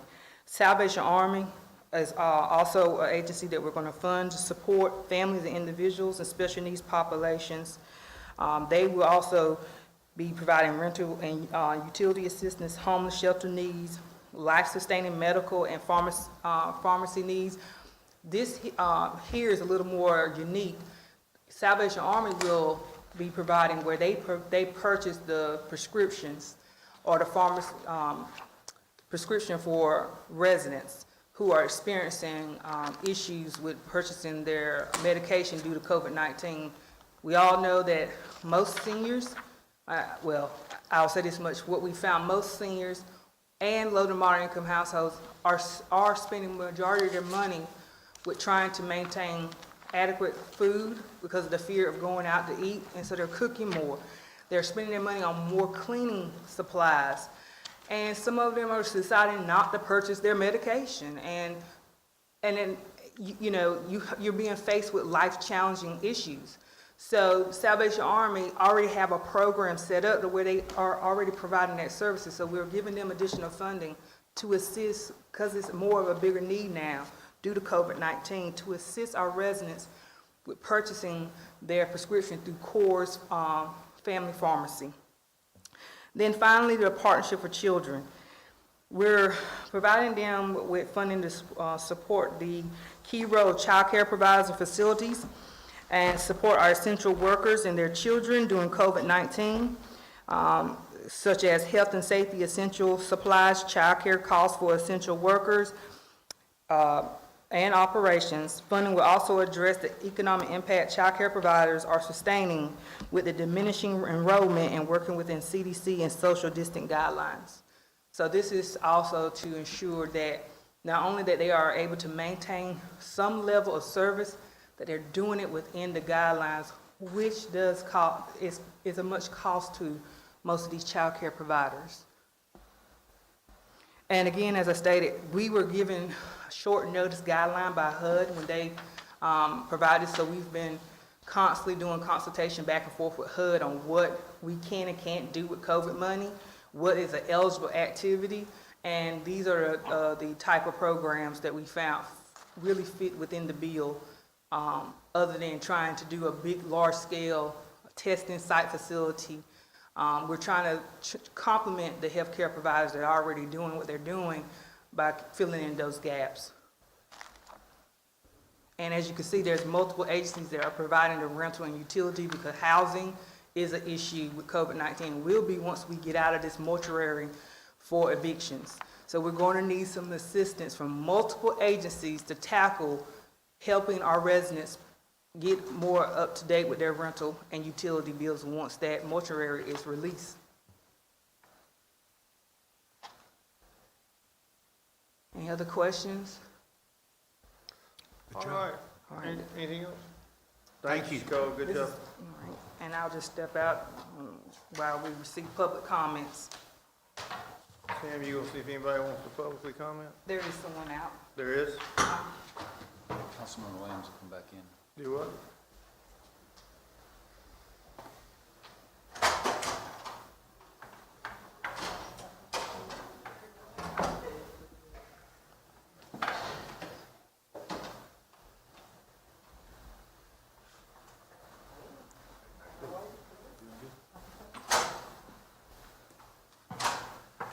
Hello, good evening. Good evening. I would like to provide comments for the draft fiscal year 2024 consolidated plan and the fiscal year 2021 annual action plan. Can you guys hear me? Pull it closer to you. I was trying not to, Pull it to you. because then that means I have to wear my mask. Can you hear me now? Okay, all right. So my first point is more about the process of the development of the plan. During my comments of the 2018-2019 CAPER, I mentioned about the way to promote citizen participation. I noticed that none of the suggestions, ideas were utilized, so I'm here to share them again with an additional one. But I was hoping to get the citizens more involved, that we would send information about the CDBG, public comment opportunities, and how and when individuals can apply for the programs through the following sources, along with the newspaper and now the Facebook and the website, the city website. But I had mentioned before that there probably should be more like a Facebook alert or some sponsored ads. You know how those ads automatically go, so that people will actually know now is the time for these things. Also, I mentioned before about the water bill and newsletter we are already received, so it shouldn't take a lot from that. If you plan it well, then inside that newsletter could be information on dates when individuals can expect to apply for the various programs through the CDBG, and when public comment opportunities are coming about, the robocalls. And then also I was thinking, based on reading this 120-page plan, the average individual probably go to some type of church. So why wouldn't we at least send this information also to churches and have it be included in the announcement at all the churches in Goldsboro, so that the individuals that are there will be privy? Because I think one of the biggest issues that the public, a lot of the citizens are not aware of the things that the CDBG offers them. Another major concern I have is the idea that the plan was once again developed with very little support from the community and citizens. It indicates all these stakeholders, the commissions, and some resident input, but that is a bit questionable. Because even as I mentioned before in my CAPER comments last time, I had already talked to some of the representatives on the current commission of community relations, and some of them have mentioned that by the time they see the plan, it's just like when I'm seeing it, and I'm assuming the first time you guys are seeing it, it's not them. And the reality of it is, it should be that the commission sits down and helps develop the plan. That's the point of the citizens' input, so that the citizens can say, these are the things we think that the citizens need, not just come to us and then we end up having to only critique or make comments.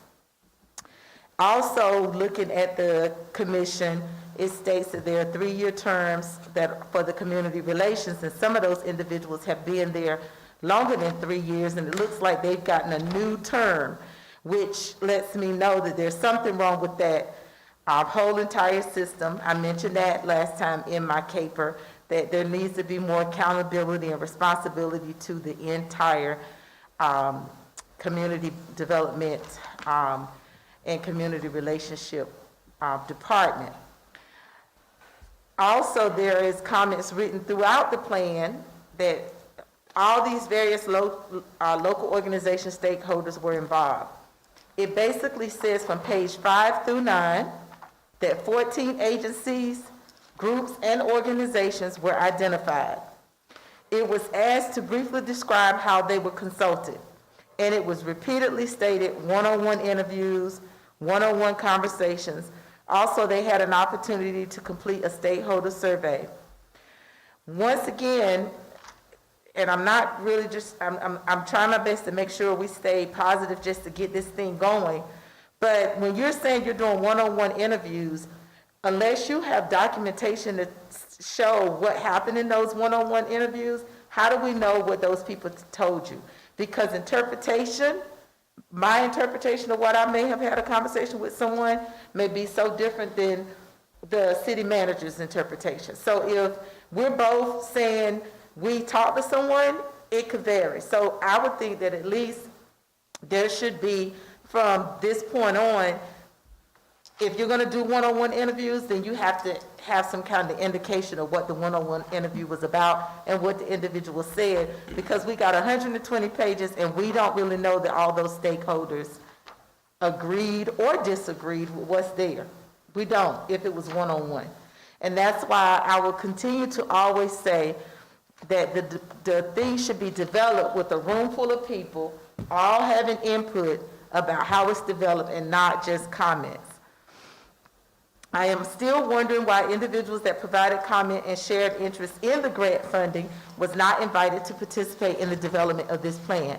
There were several of us last year that came through and showed interest. This being a 5-year plan, I would have thought even more, even though we've had them before, but at this point, because it was made last year comment, that, oh, I've never had people come to the public comment. Well, we're coming now. Why not utilize some of us or utilize some of the input that we're providing? We don't just take this lightly. If we come in here and we give suggestions, it's because we've read through it and we have researched it enough to care about how it is being implemented and being actually ran. Also, the 5-year plan, we were given 30 days from May 27th through June 25th. 30 days is a lot for a 5-year plan for individuals to make really good comments about. So once again, I would hope that in the future, we would plan better and make this particular thing done that others can help make it work.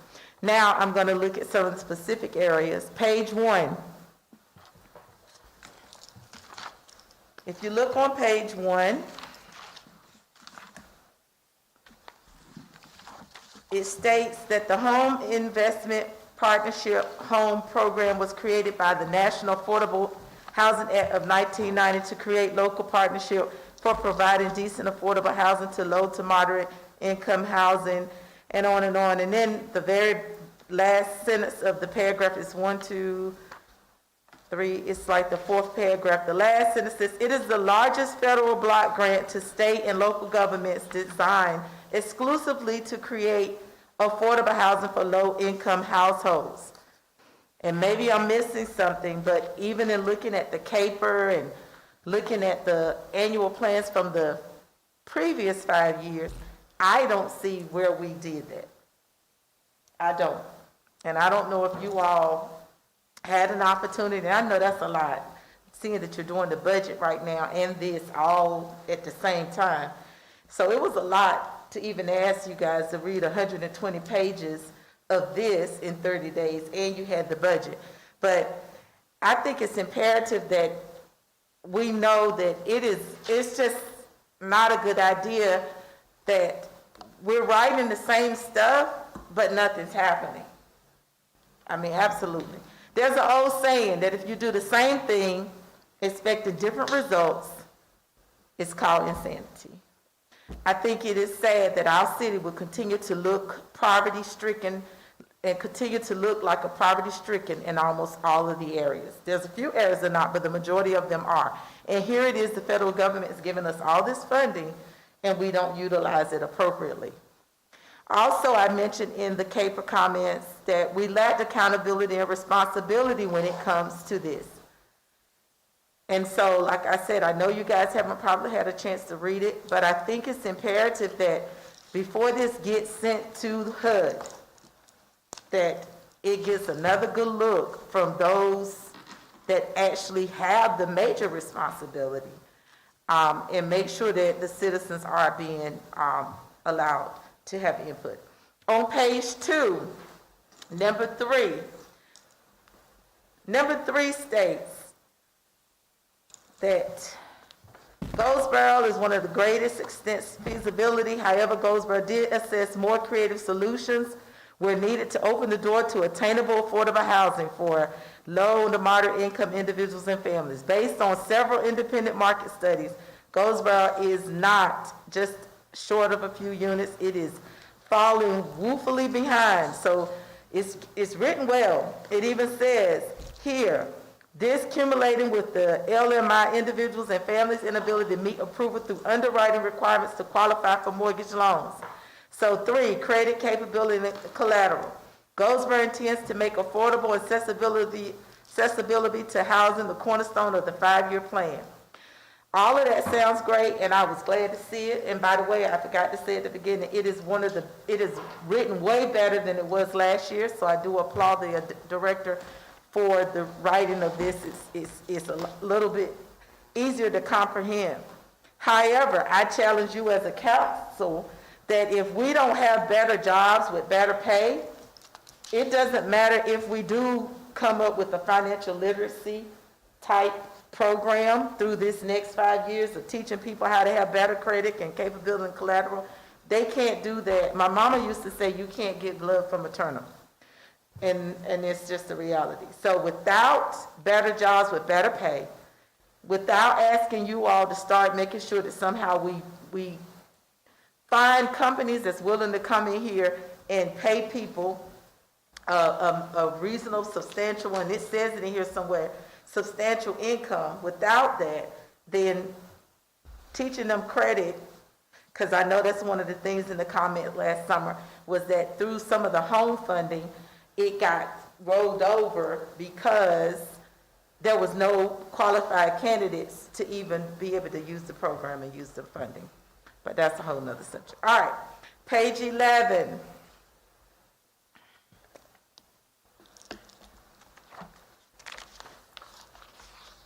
And I've already commented about the idea that all of these, the whole page 3 talks about all the different times that to meet the requirements of public comment. But the reality of it is it was not publicized enough for people to know to do public comment. So we need to do better in getting the public to know that it's time for them to come in. So page 11 speaks about some surveys. It talks about community members. Once again, my question is, who are they other than the commission, which doesn't have any minutes, don't show that they helped. And then there was surveys. We got 34,000 plus citizens in the city, and only 141 individuals were provided this survey, is the way I'm reading it, and only 56 responded. That doesn't raise any red flags for anybody? 34,000 citizens, 141 got the survey. Then the stakeholder one, which is some organizations that we've been doing business with for a while. and 23 of them, I guess, responded. Page 12 states that all the comments given today will be accepted. And my question is, will they be used?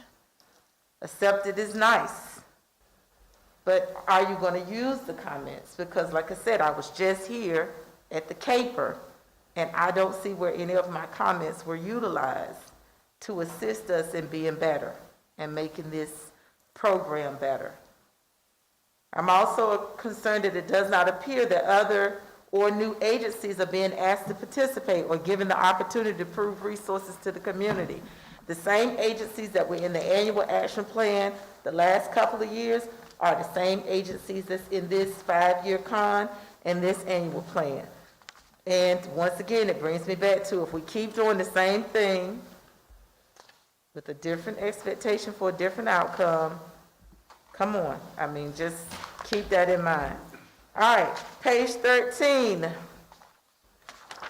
We have here, Goldsboro population and household decline has been driven by neighboring cities and communities, progressive, diverse economy, availability of multifamily unit development for working individuals and family, and Goldsboro shortage of affordable and decent housing from aging housing stock, and loss from the 2 hurricanes, to name a few. I mean, yeah, we all agree, but what are we gonna do that we didn't do with the last 5 years? Are we gonna do the same thing, or are we gonna do something different? It still talks about sustainable work wages. I've already mentioned that to you all. If we don't get the right types of jobs, people will not be able to afford housing. And it is up to, I think, those that we vote for to make that happen for us. Page 20. It says here, there's a question here that says, if a jurisdiction provides estimates of the at-risk population, it should also include a description of the operational definition of the at-risk group and the methodology used to generate the estimates. And it just says Goldsboro does not provide these estimates. Are we trying to say we don't have at-risk? Because as an educator, I think we do. So why was that question not responded to? And that's page 20. Why was the question not responded to?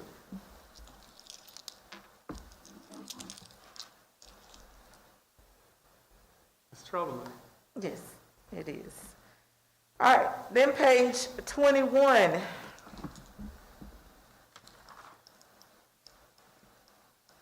says here, a disproportionately greater need exists when the members of a race or ethnic group at a particular income level experience housing problems at a greater rate, 10% points or more than the income level as a whole. For example, assume that 60% of all low-income households within a jurisdiction has a housing problem, and 72% of the low-income Black African-American households have a housing problem. In this case, low-income Black American households has a disproportionately greater need. And then it talks about a regulation, and a grantee must provide an assessment for each disproportionately greater need identified. And I don't see the assessment. So I'm wondering if we can get copies of the assessment or something. I mean, after that, on that same page is a entire graph that actually provides information based on all different types of ethnic and race. So I'm not sure if the focus is really on the one that has the disproportionately greater need or not. So there was a question of that as well. Are we going to be able to see that? Page 26 says residents surveyed, and I mentioned that already, so I can skip that. But basically, it mentions that they surveyed the identified displacement, but once again, 34,000 people, only 141 identified. Page 36, at the very bottom of page 36. However, with studies, most renters who want to be homeowners must earn at least $50,000 before a reasonable portion of homes in Goldsboro are affordable to buy. If we know that, and we also know that the median rate, median income for Goldsboro is somewhere between like $35,000 to $40,000. So in this document that we're even sharing with the federal government, that the average renter need to make at least about $50,000 for it to be a reasonable portion of homes for them to purchase or rent. Going back to my point, we need to make sure that our city council is trying to gain industries to come in here that can pay so that people can have affordable living. We're getting funding, and then we can't do nothing with the funding to really help the people that need it. And then the question is, do some of you care if we get the funding and really can't help the people that need it? Or do you want to just keep rolling it over until it's good for a project you want to do? Because that's what it appears like, and that's not fair to the taxpayers, which I am definitely one of those, as well as a homeowner.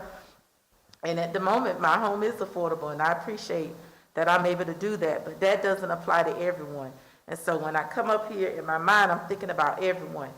The next comments is just to help make sure that we don't send stuff to the government with errors in it. So on page 40, the first paragraph, it mentions that the rent listed above, it says, is the above, oh, that's my question. So it says here is the bottom line is page 40, the page right before it, there is no rent listed above. So I'm assuming she's talking about page 37. So in these comments, she may want to fix that because page 37 has some rent, and maybe she's saying above, but I would think in a document with 120, you wouldn't just say above. You would say what page it is so that they really know that you're talking about the rent listed on page 37. Also, in that same page, where it talks about introduction under MA 20, housing market analysis, condition of housing, it says this section describes the condition of housing in Goldsboro. Most owner-occupied homes in Goldsboro were built after 1980. I think she meant before 1980. And most renter-occupied homes were built between 1980 to 1950. I think that should be switched to 1950 to 1980. It's just, And so the reality is, because the very last statement says, as such, both type of occupied homes are at risk of lead paint-based hazard. So that would be homes built before 1980 and not after. So you may want to make sure that she fixed that, because we don't want to send that to the federal government with those types of errors. Page 43. Ms. Britt, what page was that? Page 40. And it was the very first paragraph and then the introduction paragraph under MA 20, housing market analysis. Yeah, those just some typos, and we all err, so that's understandable. Just trying to help out since I was reading through it. May as well get those things fixed. Page 43 talks about describe the public housing agency strategy for improving the living environment of low and moderate income families residing in public housing. And so here there is this descriptive about some extensive training that will be provided to all the housing authority employees related to the key components. It talks about these groups that's going to get together and do all of this training. And my question is this new or have this been done before? And if so, where is the information that we could see showing like this meeting took place and that kind of stuff is going to happen, this extensive training? Anything to make us better. 46, right here, it says, in the previous 5-year comp plan, Goldsboro provided funding through CDBG program to help emergency shelter and transitional housing to wages, WURA and WATCH, to name a few. And then it talks about, right up under that, Goldsboro will allocate funding from CDGB and home program to develop and preserve attainable housing for low to moderate income individuals and families through activities that will extend the lifespan or increase attainable housing units.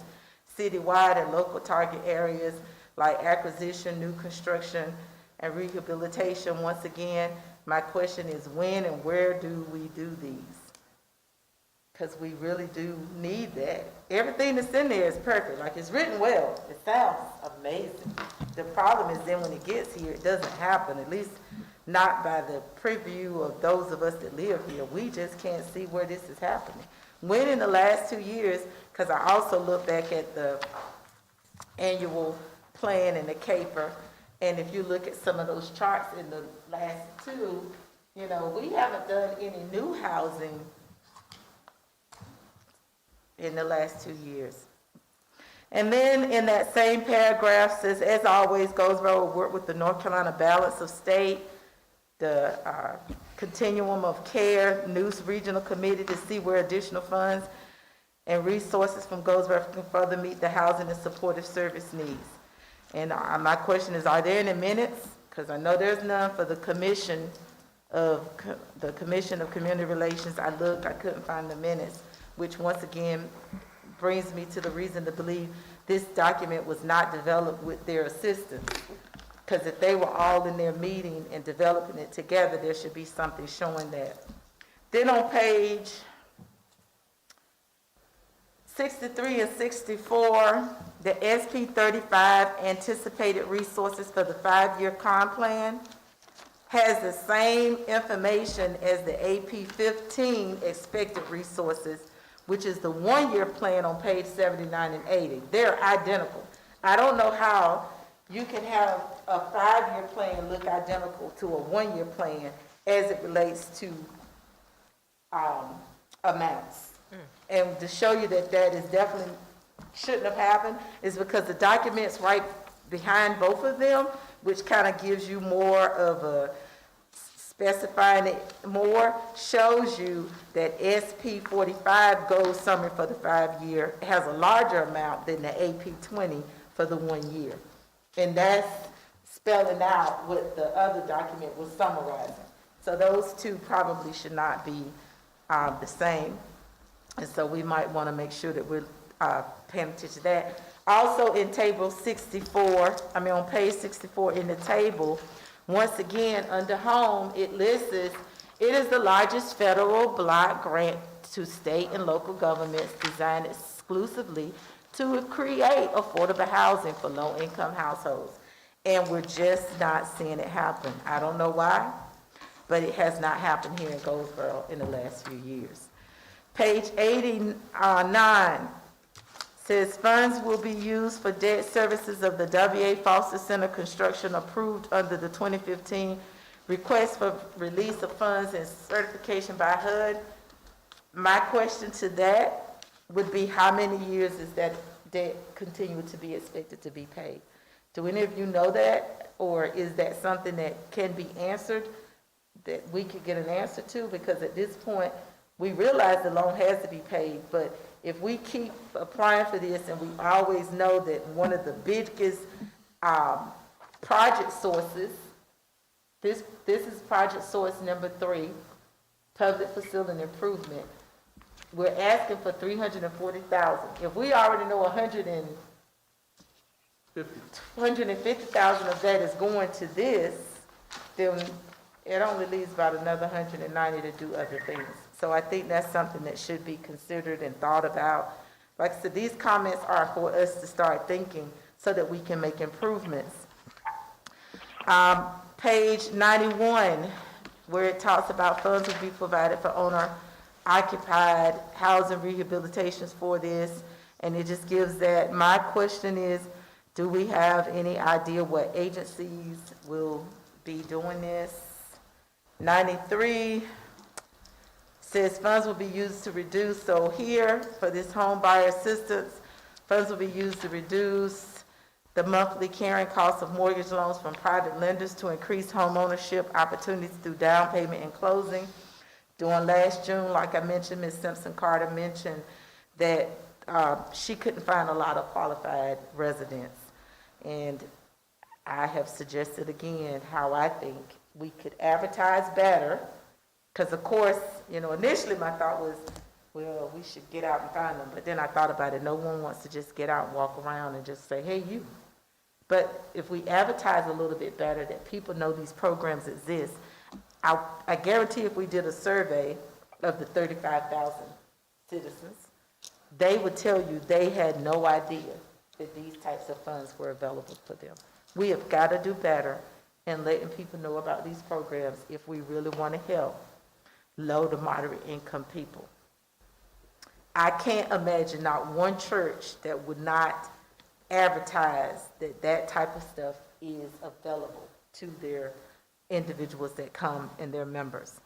95 sounds like a great thing here in the description there. Funds used to leverage public-private partnership that produces new affordable rental housing.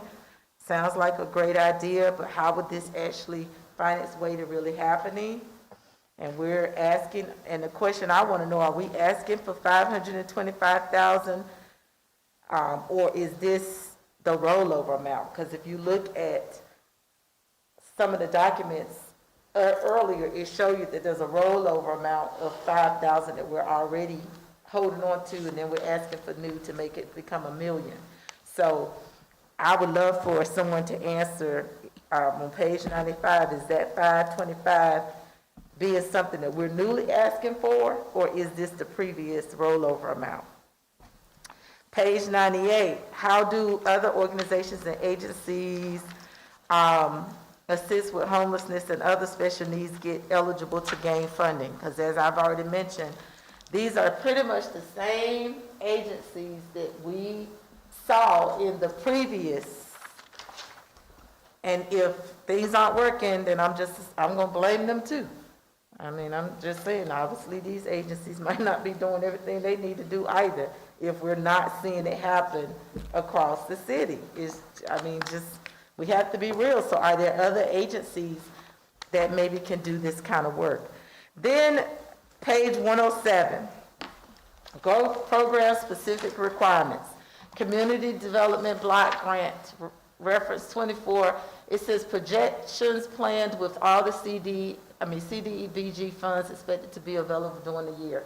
And it gives you these numbers 1 through 5, total program income 0. Then it says other CDBG requirements, and it shows that 90% is the estimate percentage of the funds that will be used for activities that benefit persons of low and moderate income. Where's the other 10%? So if someone can answer that, what does the other 10% do? Because this chart shows 0 for everywhere, then when it gets to that one, it's 90%. There's no indication of what happens to the other 10%. And so basically, once again, I just want to come and remind you all that we definitely need to make sure there's some accountability and responsibility.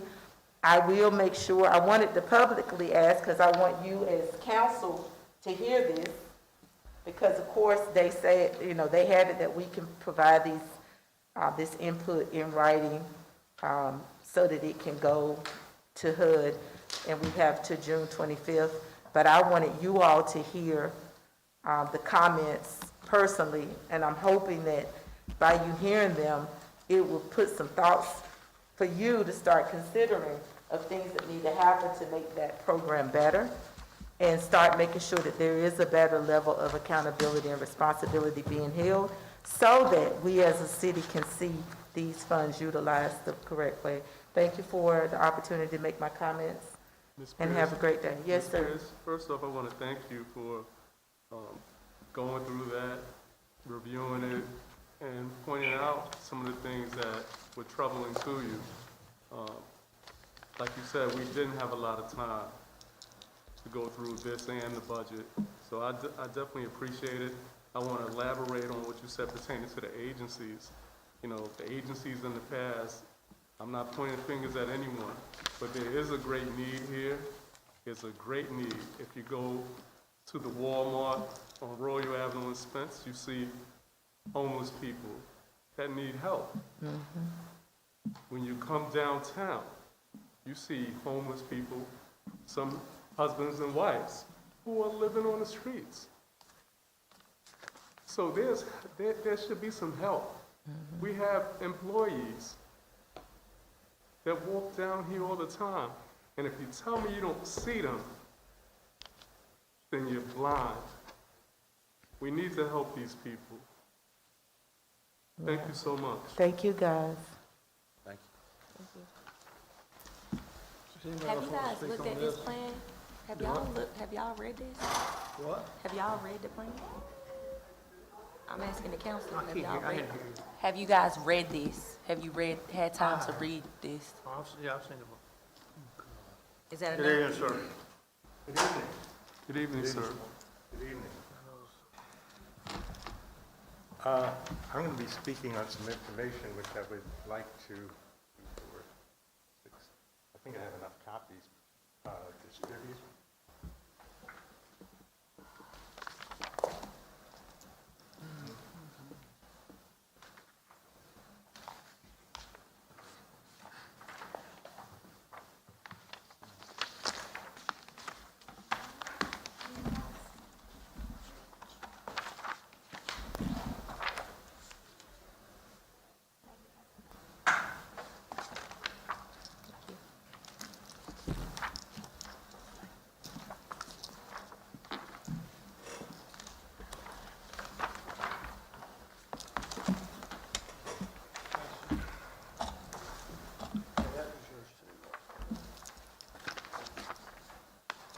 The information you have is basically the comments that I came up with after reviewing the, I believe it was a 120-page document on the plan, and also the material that was included within the agenda that was sent out for this meeting.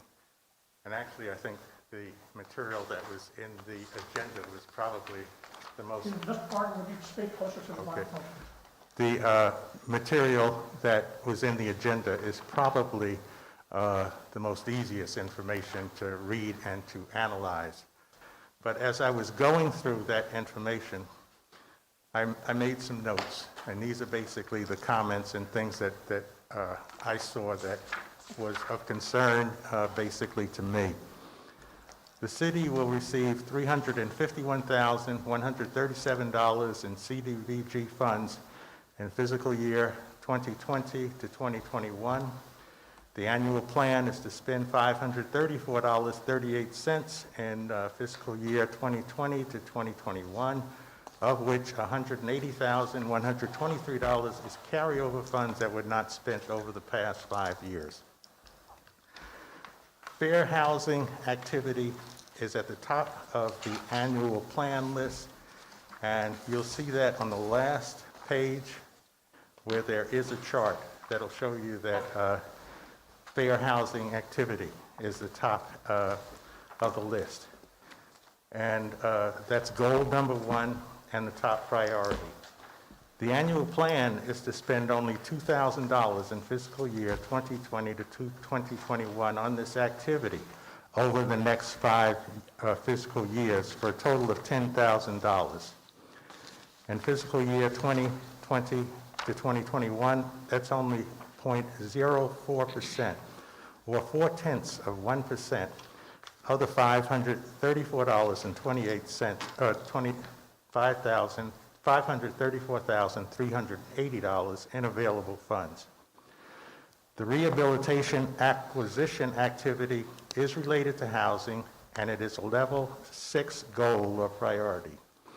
The annual plan is to spend $40,910 in fiscal year 2020 to 2021 on this activity, and a total of $265,368 over the next 5 years. That's only 8% of the total amount of the CDBG funds available in fiscal year 2020 to 2021 for this activity. Housing counseling is related to housing, and it is a level 3 goal or priority. The annual plan is to spend $6,120 in fiscal year 2020 to 2021 on this activity, and $24,480 over the next 5 fiscal years.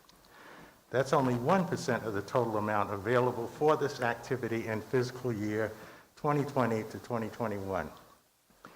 Rehabilitation public-owned residential buildings is related to housing, and it's a level 6 goal or priority.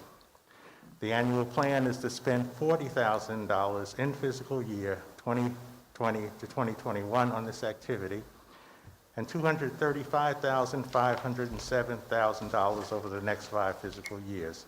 That's only 7% of the total amount available in fiscal year 2020 to 2021. The activities involving public facilities and improvements, which is the WF Foster, public facilities and improvements, city-owned, are not really related to housing, and they're listed as a level 4 priority. The annual plan is to spend a total of $340,123 in fiscal year 2020 to 21 on both of these goal level 4 activities, and $816,633 over the next 5 fiscal years. That's 64% of the total available funds in 2020 to 2021 for these activities that are not related to available housing for low to middle moderate income families in specific areas of poverty in Goldsboro. The activities involving public services are related to housing, and they're listed as a level 5 goal or priorities. The annual plan is to spend a total of $30,000 in fiscal year 2020 to 2021 for this activity, and a total of $170,000 over the next 5 fiscal years. That's 6% of the total amount of the CDBG funds available in fiscal year 2020 to 2021. The program administration expenses in the CDBG fiscal year 2020 to 2021 annual plan is $70,227, and a total of $453,197 on CDBG, home, and other funds over the next 5 years, fiscal years.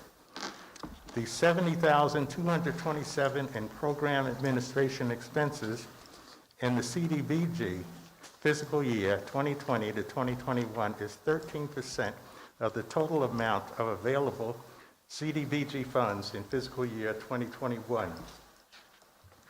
When you look at how much of the available CDBG funds that is planned for spending on housing issues in fiscal year 2020 to 2021, it comes to $124,030, or 23% of the available funds. Comparing the $410,350 that will be paid to the city for public facilities and administrative costs for fiscal year 2020 to 2021, that amounts to 77% of the available CDBG funds for fiscal year 2020 to 2021. Nothing from the CDBG funds is allocated for the home buying assistance, housing development, and rental housing development activities. If these activities are also related to the guidelines for payment of CDBG funds, then there's no plans to allocate any CDBG funds to these activities.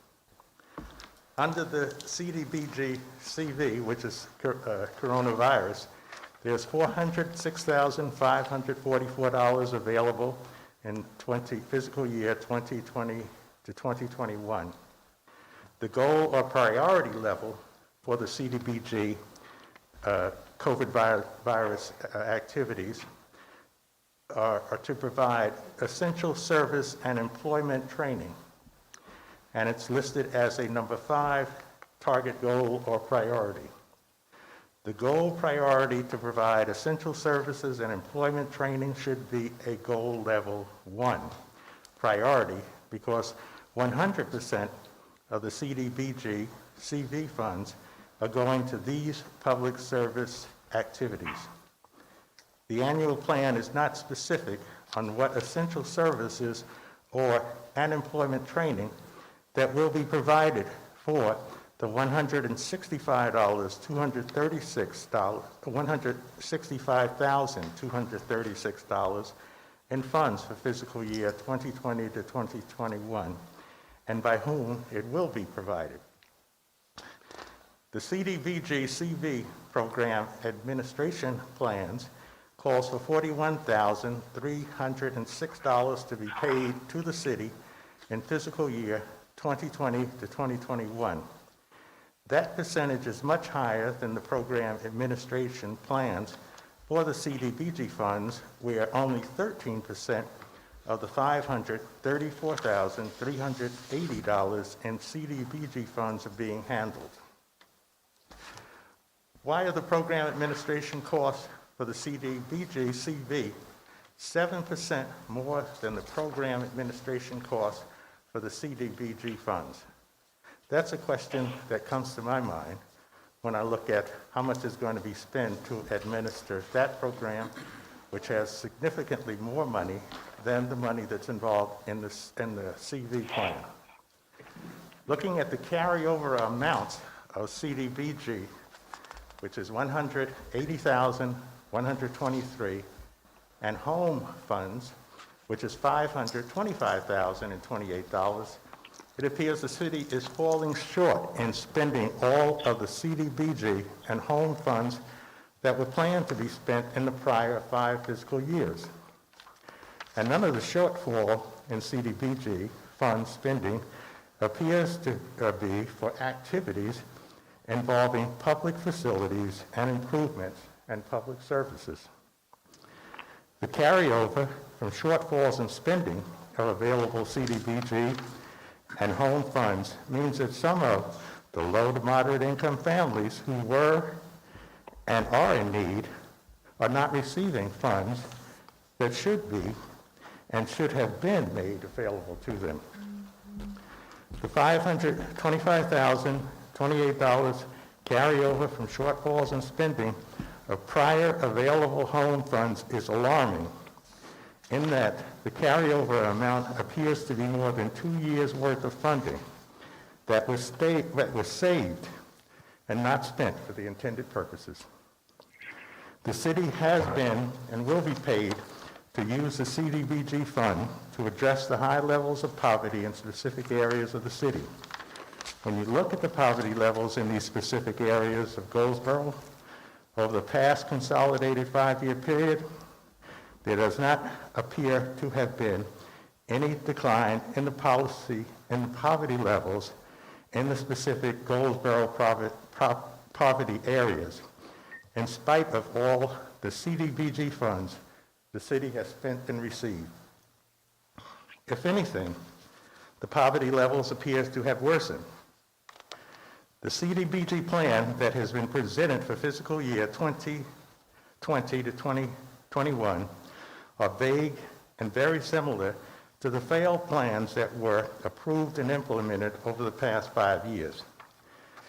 It is my belief that for fiscal year 2020 to 2021, we need more innovative planning that will only come about through a department leadership change. Thank you. Thank you so much, sir. We appreciate all the work.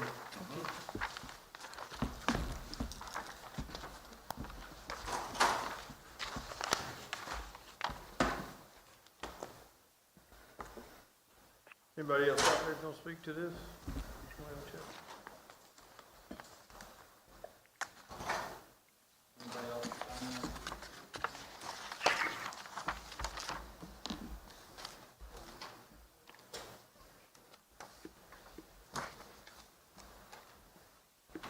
Good evening, sir. Good evening, Councilman. Hope everybody's doing well today. Thank you, hope you are. I want to kind of set the record straight. I think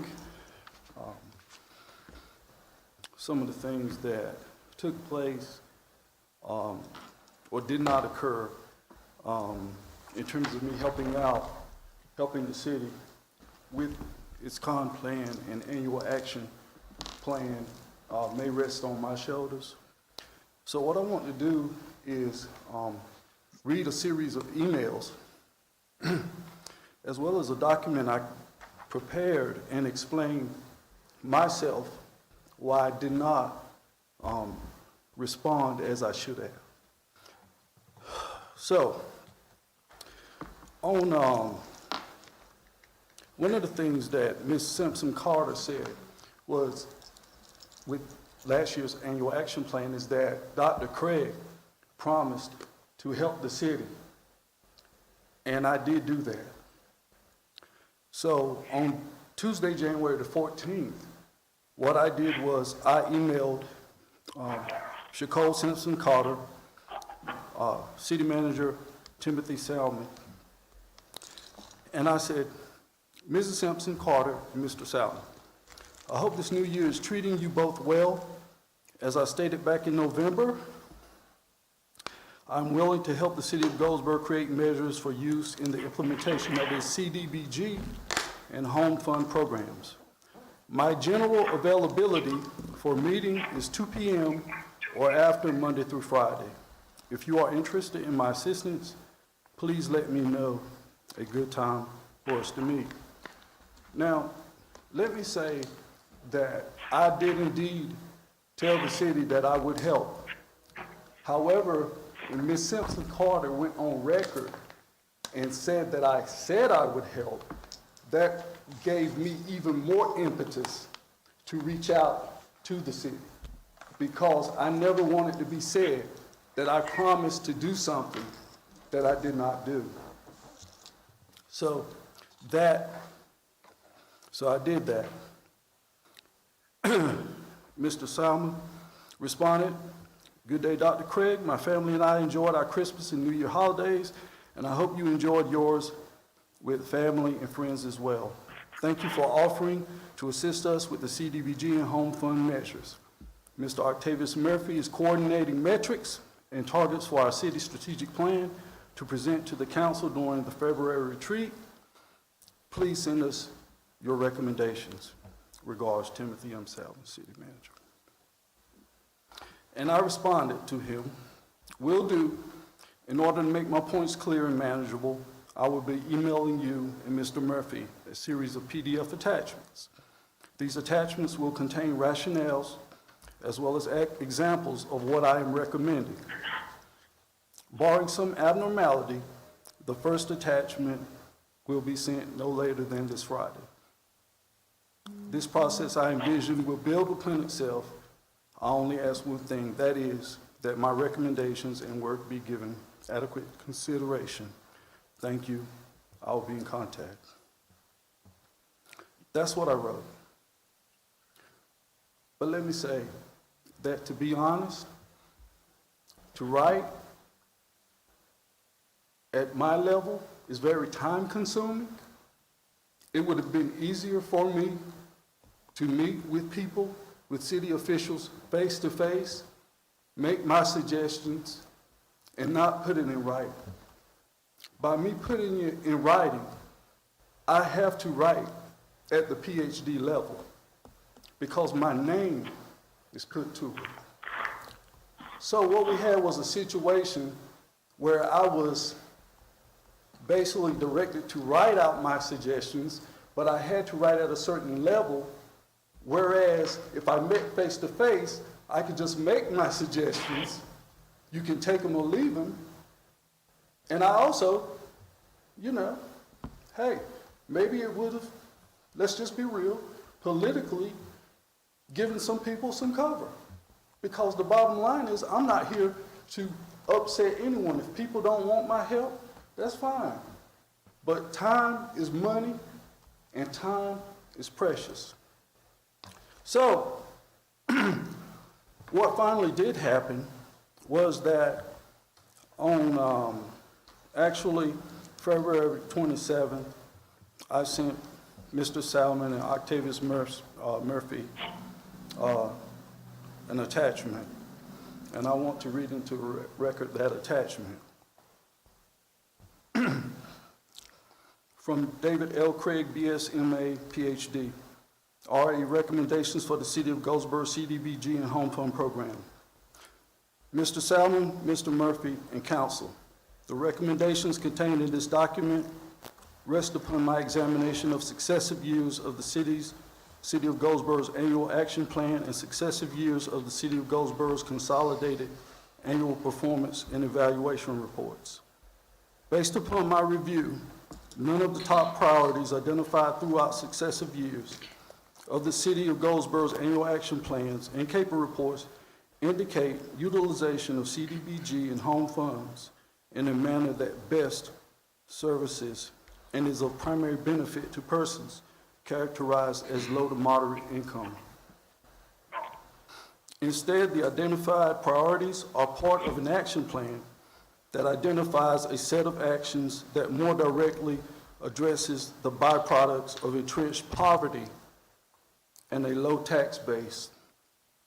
Page 3 of the 2019-2020 Annual Action Plan states, the top priorities and goals determined in the 2019-2020 Action Plan include the following: rehabilitation of owner-occupied single-family units, acquisition, demolition, and clearance of dilapidated housing units, improving and/or preserving communities in danger of slum and blight conditions, construction of affordable housing through CHDO activities, providing homeowner assistance for first-time homeowners, support projects or programs by nonprofit organizations or for-profit corporations that benefit low to moderate income residents of the city. 7, identification of infrastructure improvements, i.e. sewer, sidewalk, water line, etc. And B, eliminating hazardous materials in dwellings assisted with federal funds.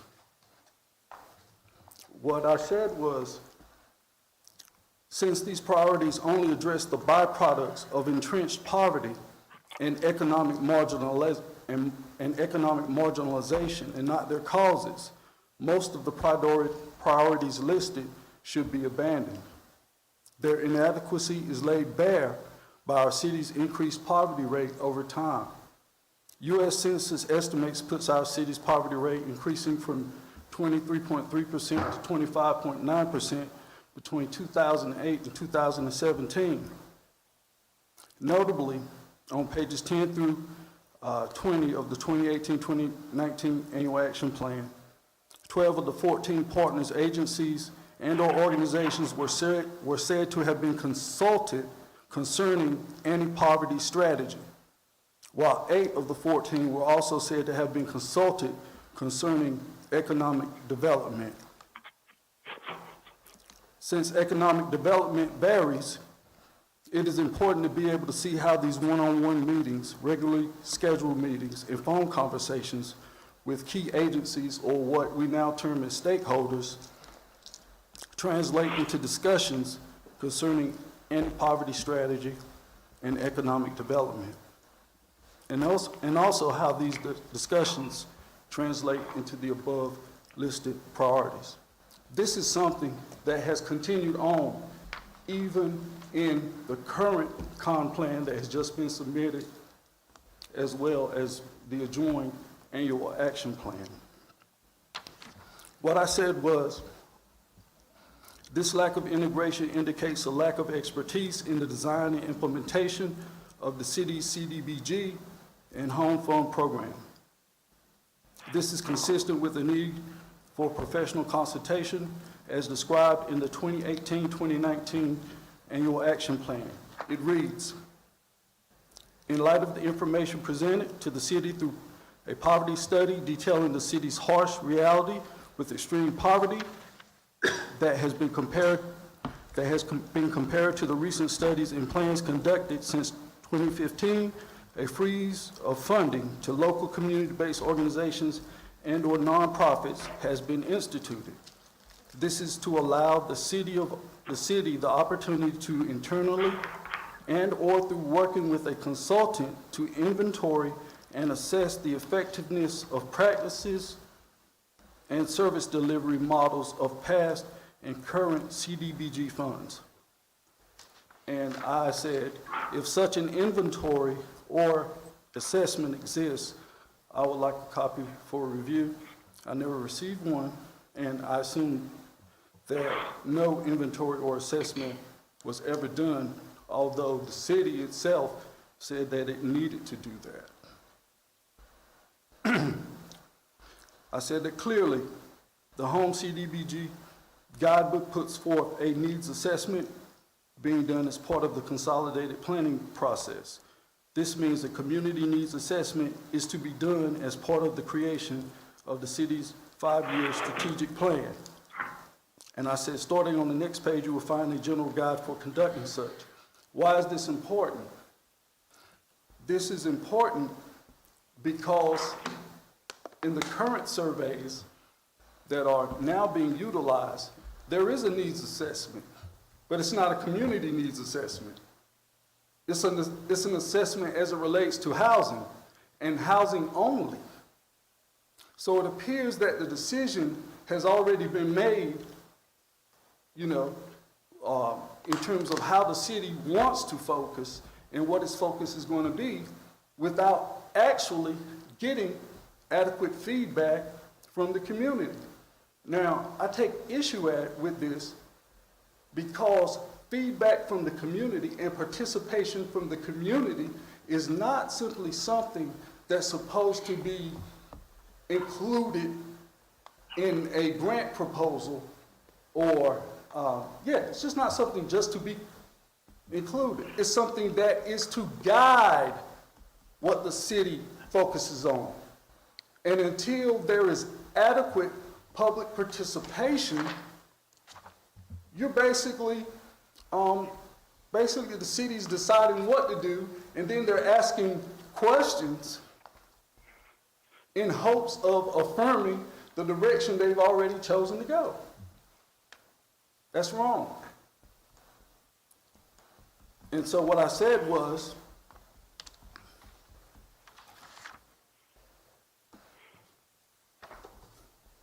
that you should hold a series of no less than 3 well-publicized meetings, no more than 2 hours in length each, in order to work through the document responses to the following set of open-ended questions.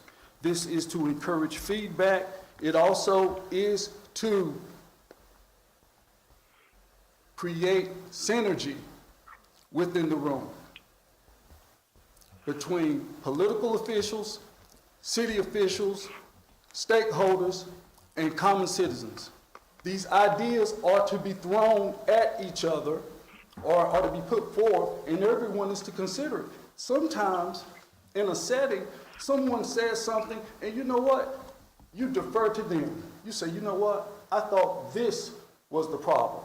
However, after listening to Councilman Antonio Williams or the mayor, I see that something else is the cause of the problem. That's what happens when you get real stakeholders, real residents, real citizenry in the same room. Other than that, what you have is a situation where political leadership decides, certain political leadership decides the direction they want to go, and then they basically send city employees to find supporting evidence for that. That's wrong. So I said, start with the positive. And by the way, you can find these types of guides online. I said, start with the positive. Ask people what they like, ask people what they like about living in Goldsboro. Ask what do they like. Then I said, prod them for additional responses.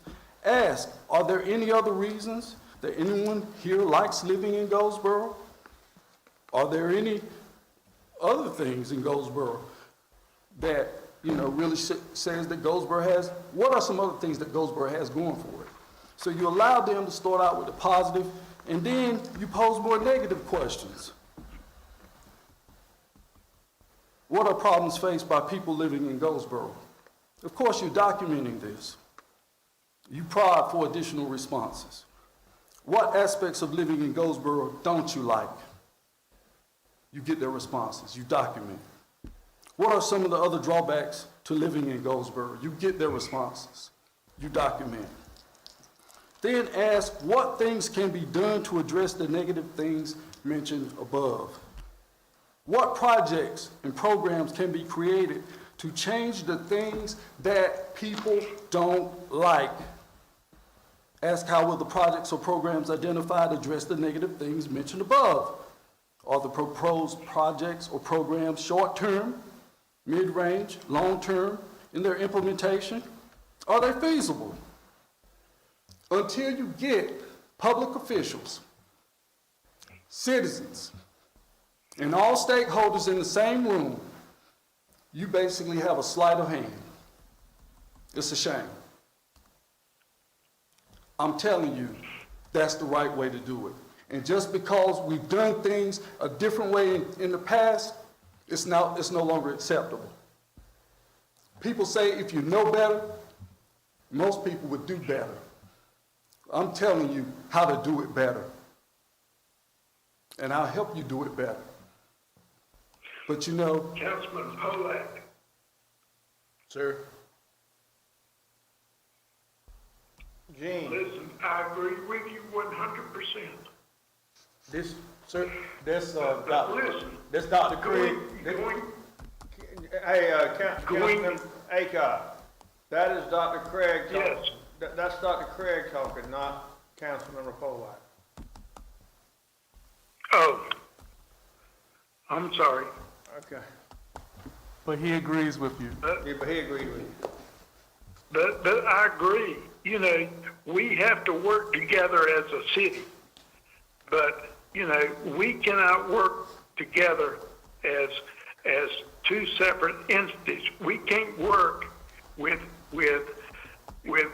you know, one entity being black and one entity being white.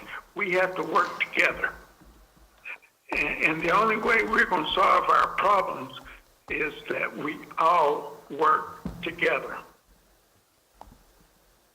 Yeah. And believe me, I want to do it, and I think all of our city council wants to do it. But, you know, we have to sit down and talk about this and see how we can come up with a solution. Yes, sir, I agree. Thank you. And part of the reason why I started off like I did is that honestly I wanted to apologize to Mr. Salmon because what I interpreted as a possible slight or people using bureaucracy to be a go-around, maybe it was simply my lack of sometimes willingness to give people the benefit of the doubt. So I interpreted it one way when actually, guess what? If I would have just emailed you back and said, look, writing this stuff out is very, very hard to do and it's time consuming, that perhaps could have settled it. And we perhaps Dr. Craig. Yes, sir. Dr. Craig, believe me, you know, our district looks a whole lot different than other districts in the city. You know, we have a very diverse district, and maybe we should take the lead in this because we are so diverse. Yes, sir. I'm willing to help any way I can to help my city. I was born here, and I love Goldsboro. That's all my comments for now. Are there any questions for me? I just want to thank you for all your hard work and willing to assist our community block grant and home funds. And, you know, I just appreciate it so much because it's a lot of work. And we definitely need some people that are looking from the outside. You know, it's not an everyday thing, and you know it's needed. So, I mean, please, you know, don't give up on us.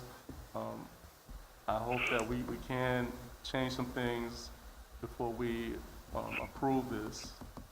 Thank you so much. Thank you, sir. Thank you, council. Thank you, Mr. Mayor.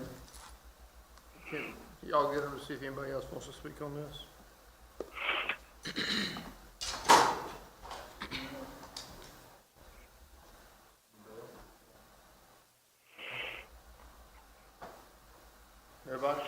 for that subject, sir. All right, we're gonna close that public Well, hearing. before we close it, how do we plan on responding to the residents who came before us with their questions? How do we follow up? Because that's one thing that I talked specifically about last year, was we have people who comment on our Facebook page, their questions go unheard, no one responds.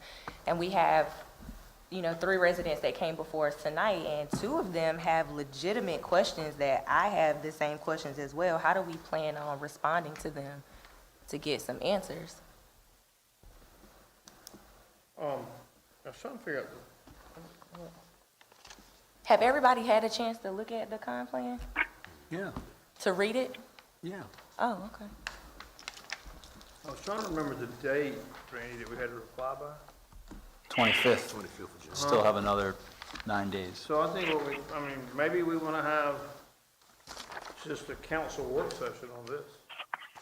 No, I mean, like, they had questions, and, how do we, Well, during that council work session, if we're gonna answer the question, we can answer it. Right, does that make sense? But I think it was It did.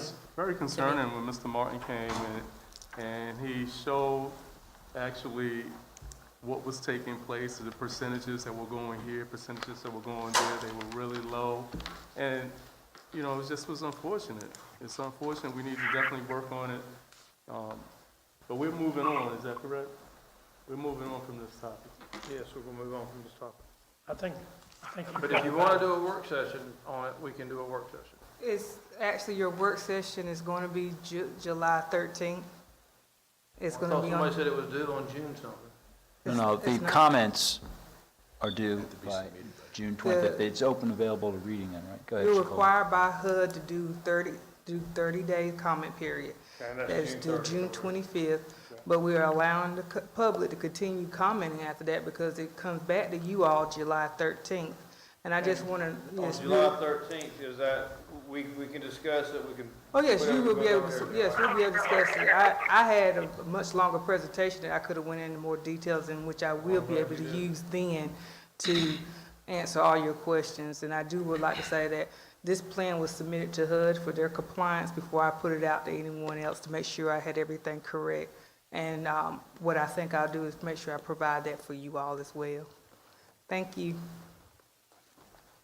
I asked my questions. I'm talking about our residents' questions, and that's not something that our residents are not gonna be in our work session. That's what I'm I asking. totally understand, so to your question, during our work session, we can address your questions then and talk about it, or we can just have Shakola and Tim reply to their questions.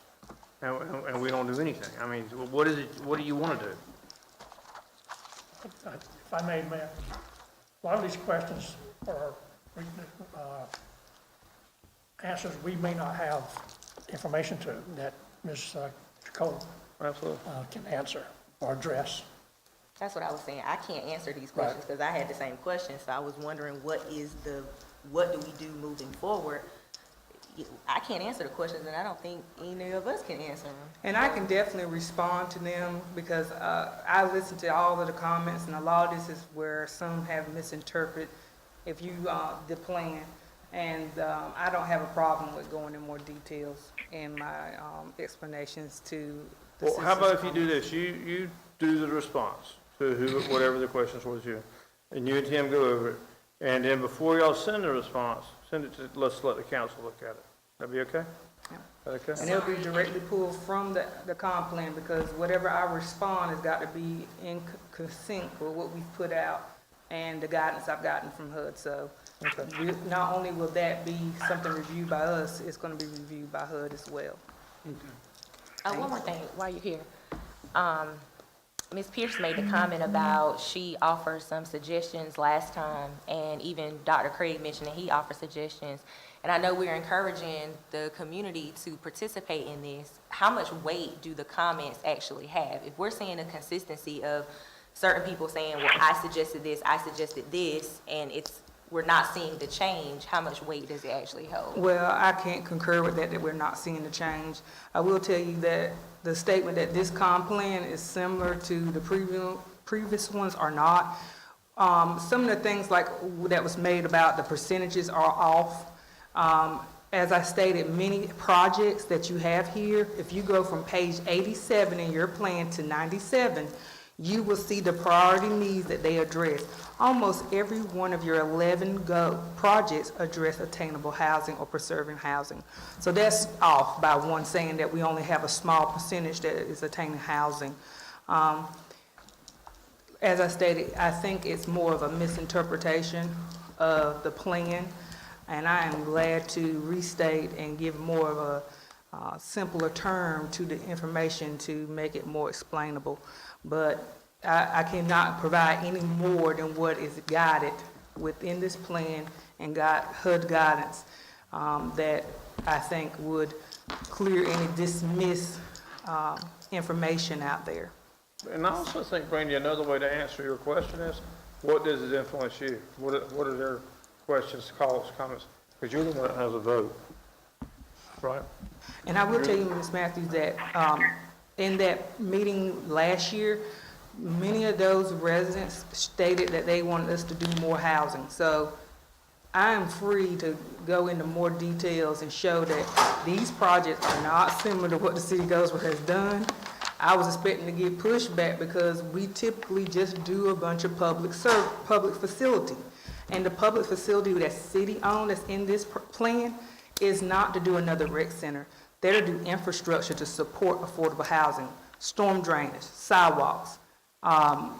If you read the plan, it specifically tells you what that city-owned public facility projects are for. It tells you that we do not see there's a need to do facilities that's owned by the city of Goldsboro. It is to enhance the community so that we can preserve and attain affordable housing. So if you read through the entire plan, you will see that these projects support housing, which is something we've never done before.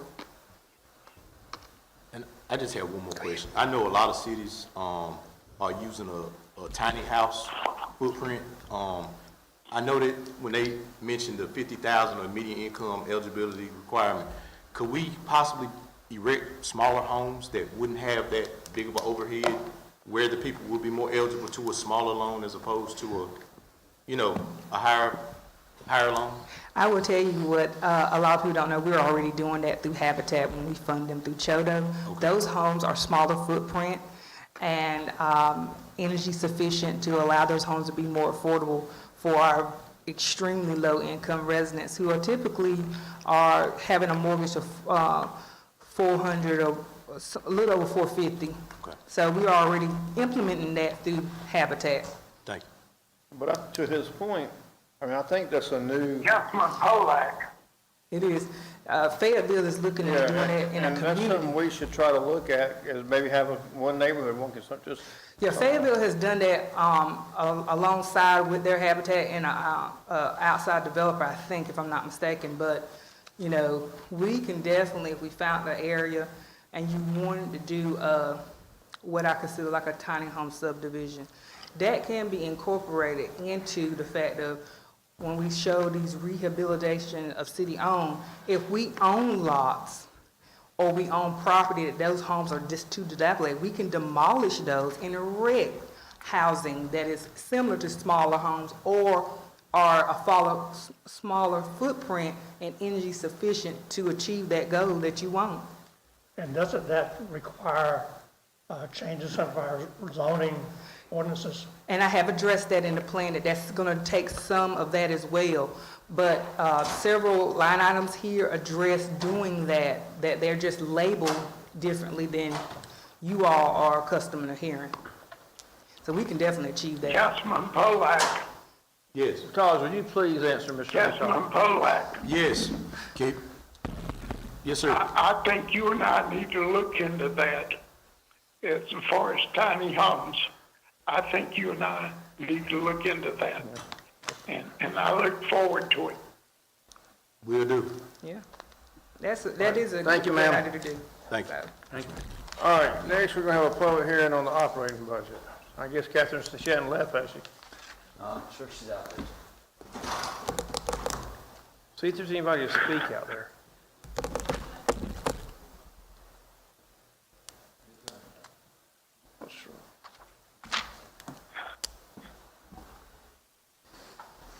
Does everybody feel like Catherine needs to go through this? Or, I mean, have we seen it enough? You want to see it again? We beat it for an hour. I'm asking a question. Do you want us, is there anything y'all want to see again? Catherine, is there anything you want to show us again? Well, we need to get Councilman Williams in first. Yeah. We don't have anyone out there to attend the public hearing either. There's not. Well, the Yes, sir. Boys and Girls Club, I mean, I think they were going to just Well, say. we'll let them do their presentation. Yeah, They're always cute.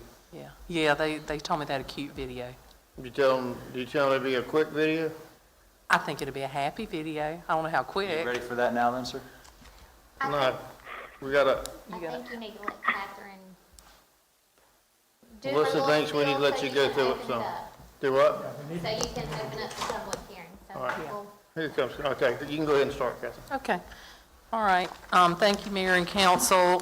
Tonight, we are presenting to you the total budget for the fiscal 2021 at 63 million. Oh, I'm sorry. The clicker thing, do we have that? It's up there on the podium, Catherine.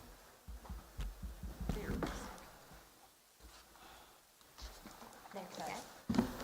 Our total budget, $63,548,000. It's a difference of $363,000 or 0.58% greater than the fiscal year 20 adopted budget. Tonight, we are discussing what's included in the ordinance is a proposed 15% increase in water and sewer rates effective August 1. However, as we discussed earlier in the budget work session, this will be a 17.5% increase in water and sewer rates in order to fund the valve crew and the piece of equipment. It includes a $1 per month recycling surcharge effective August 1. The property tax of .65 per $100 remains the same. There is no change. And the MSD property tax is .235 per 100, remaining the same. Planning fees have been updated and added. Okay, well, that's kind of hard to see. All right, so again, I've broken down the budget as far as the revenue sources. The largest percentage comes from user fees of about 29 million. Property taxes make up about 17 million. Sales tax makes up about 9 million, 9.8 million of the total $63.5 million budget that we've been discussing. And then, I'm sorry, that slide is a little difficult to see. Where it gets spent, public safety takes about 17.25 million, which is about 27% of the $63 million budget. Public utilities is around $11 million, and that is about 17% of the budget. And then the last large category is general government, which is about 12% of that total $63.5 million budget.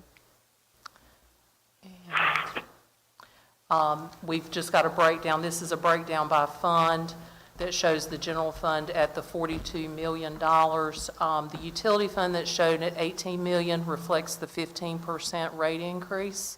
So I'll have to get those numbers adjusted, and this will be subject to, of course, this being 17.5% rather than 15%. So that number will go up about $250,000 or so. And then the agency recommendations, none of this has changed. We had a 10% cut to the agencies that we took in response to trying to balance the budget. There were a couple that we cannot change due to the fact they're contracted, but as we discussed in the prior work sessions, there was a 10% cut. It amounted to about $41,000. Sorry, okay. That's all that I have as far as presenting. We just request that the mayor open the public hearing for the budget. You left and I forgot to ask you this item. It was human resources. Human resources, they have an employment assistance program where they want $6,000 to be used for EAP services. However, the services are already provided with the current health insurance plan that employees have. So that could be $6,000 that we don't use. Can you tell her what line that is so she can just check it out? Give me a second.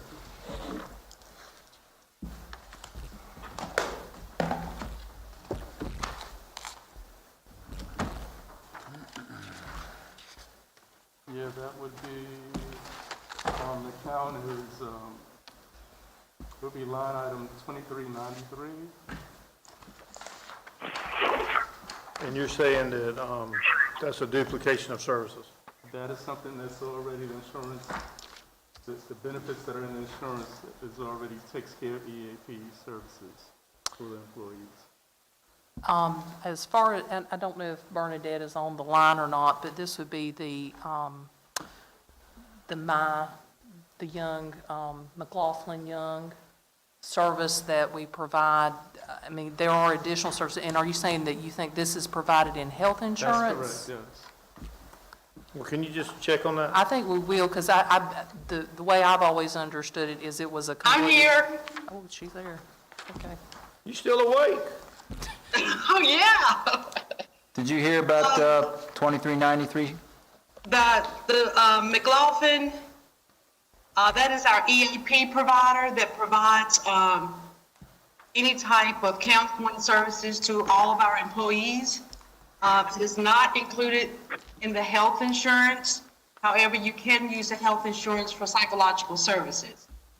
This program provides free visits to employees and their immediate families. It is being utilized much more now than it was when we began several years ago. Does that answer your question, Councilmember? It doesn't, because my understanding is that we already have this in place. So just look into it again, because 6,000 saved is something that will help us. Well, the EAP is not included in the state health plan. Well, I learned from individuals that have worked in that department that it was available and it didn't cost employees anything. This does not cost employees anything. The city is paying for it. I understand that, but why would the city have to pay for it if if our insurance benefits already cover that for individuals? Our insurance does not cover EAP. Well, just let me get a copy of the insurance benefits in the next few days, please. Okay. And also, I had a question pertaining, while you're on the phone, we have our Human Resources Health Management Program. And when have we recently renewed that contract? Health management program? Correct. What are you referring to? The health management program, where it's actually $89,000.17. Line 2392? That's for Mark, Bernadette. Oh, that's Mark's line item? Yes, ma'am. That's the line item for a contracted occupational health nurse with Wayne Memorial Hospital. I understand, yes. So my question was, have we renewed the contract? The contract was renewed the beginning of the calendar year, I'm if sorry? I'm not mistaken. I'm sorry, I couldn't hear you. The contract was renewed, if I'm not mistaken, the beginning of the calendar year. Can you make sure you send me that too? Sure. Because we could have probably contracted it out for a bid, probably got better pricing. Or my other option was to counsel, why wouldn't we hire our own nurse? We probably save tremendously by hiring our own nurse. Those are some of the things that I like to see in place, where you're figuring out to save money by doing things a little bit differently. You know, the hospital's costing us a lot of money. That is a possibility. And then you had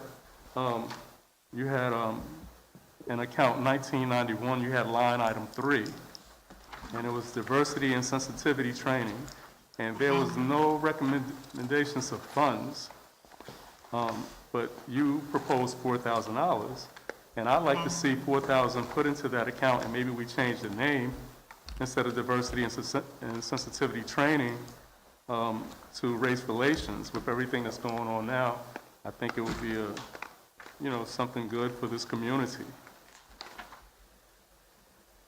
So you're suggesting maybe change the sensitivity training to more of a race relations training? Yes, ma'am. Is that not more for employees, Bernadette? That is for, I think we had budgeted for supervisors, the first year. Department heads and supervisors. Councilmember Williams, what I'd love to see us do, after everything calms down and we got a little bit of time, is we need to go back to our community cares, or whatever it is, some kind of group where, several citizens and us and management, everybody together. And at that time, whenever we figure all that out, can't we just fund it then? I mean, put something in it then? And let that go for what it's for now, what it's supposed to be for? That's fine, I can wait on that. Okay. And I have one other question for you. In account 3121, travel line item 2, NEO Government National Conference. In light of everything that's happening now, is that something that you're still wanting to go to, No, we had taken that, cost out of this year's budget. Number one, because of the COVID-19, was the main reason we did that, because we did not feel that we were going to be comfortable enough to travel in October. So that should not be in our recommended budget. We cut that cost out. Yeah, it's still in there. It's an amount of $2,500. So, thank you. That's all I had. Thank you so much. You're welcome. Are we done? Yes. So can we have the public hearing now? Hello? Can we have the public hearing for this? Yeah. You ready? This is a public hearing to hear our budget. Go ahead.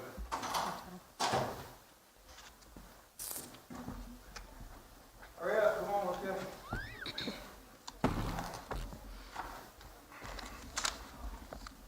Y'all about to drag this meeting out?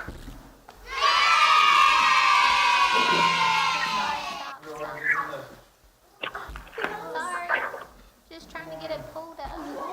Go on over there to the podium. Y'all need to introduce yourselves.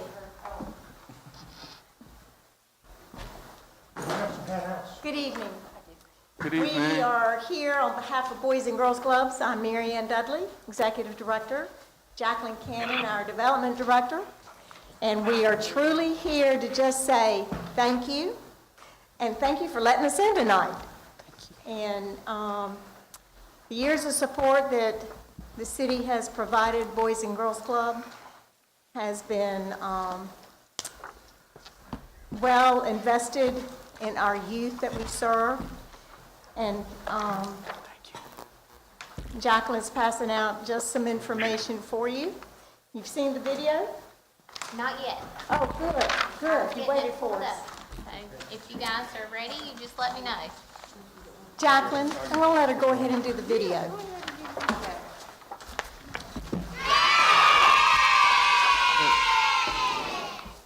Thank you. We like the way that you're supporting the Boys and Girls Club. I like to come to this camp because of the staff members and the areas we go. Today is our first day of summer camp. We're looking forward to a fun summer. Thank you again. Thank you for everything. We are praying for you, Mayor Chuck Allen.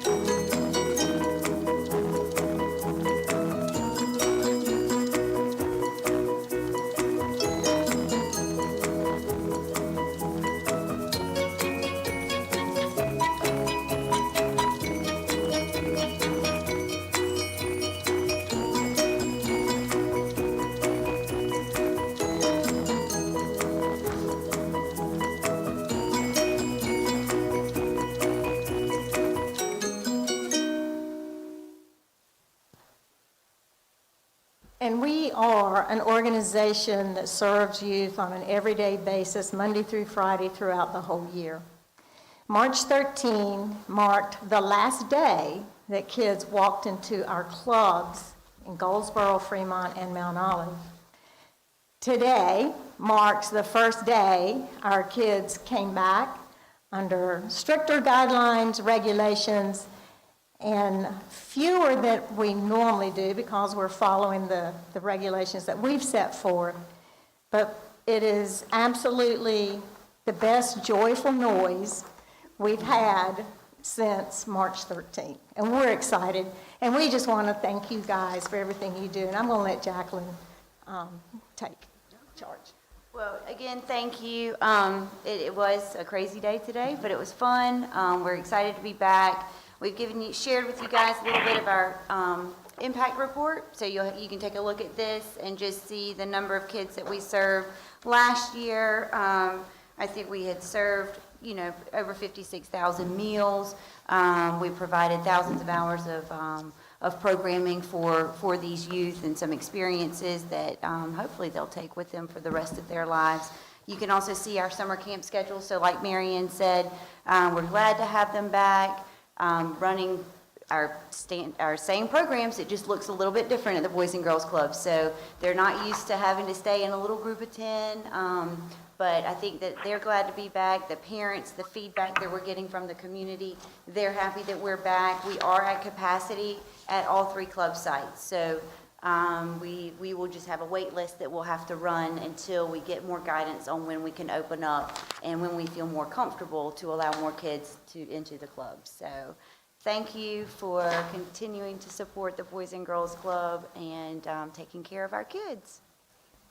And just one last thing that we can't thank you enough for at least the opportunity to be a part of your budget in this very hard year. And so hopefully that will remain, but we thank you regardless of the outcomes. Thank you. Thank y'all for what y'all do. Can I make a suggestion? Yes. When I was a kid and when I went to the club, it was the boys club, of course, back then, but it's the Boys and Girls Club. We had carpentry.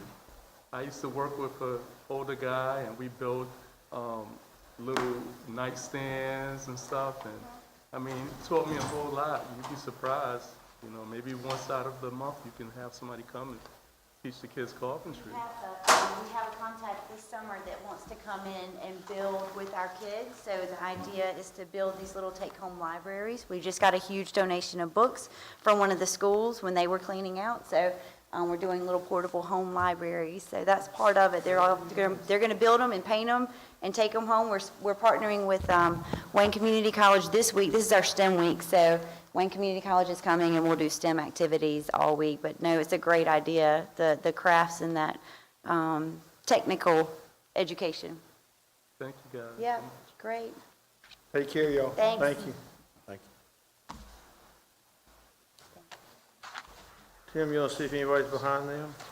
I think there were 2 others. Absolutely, thank you.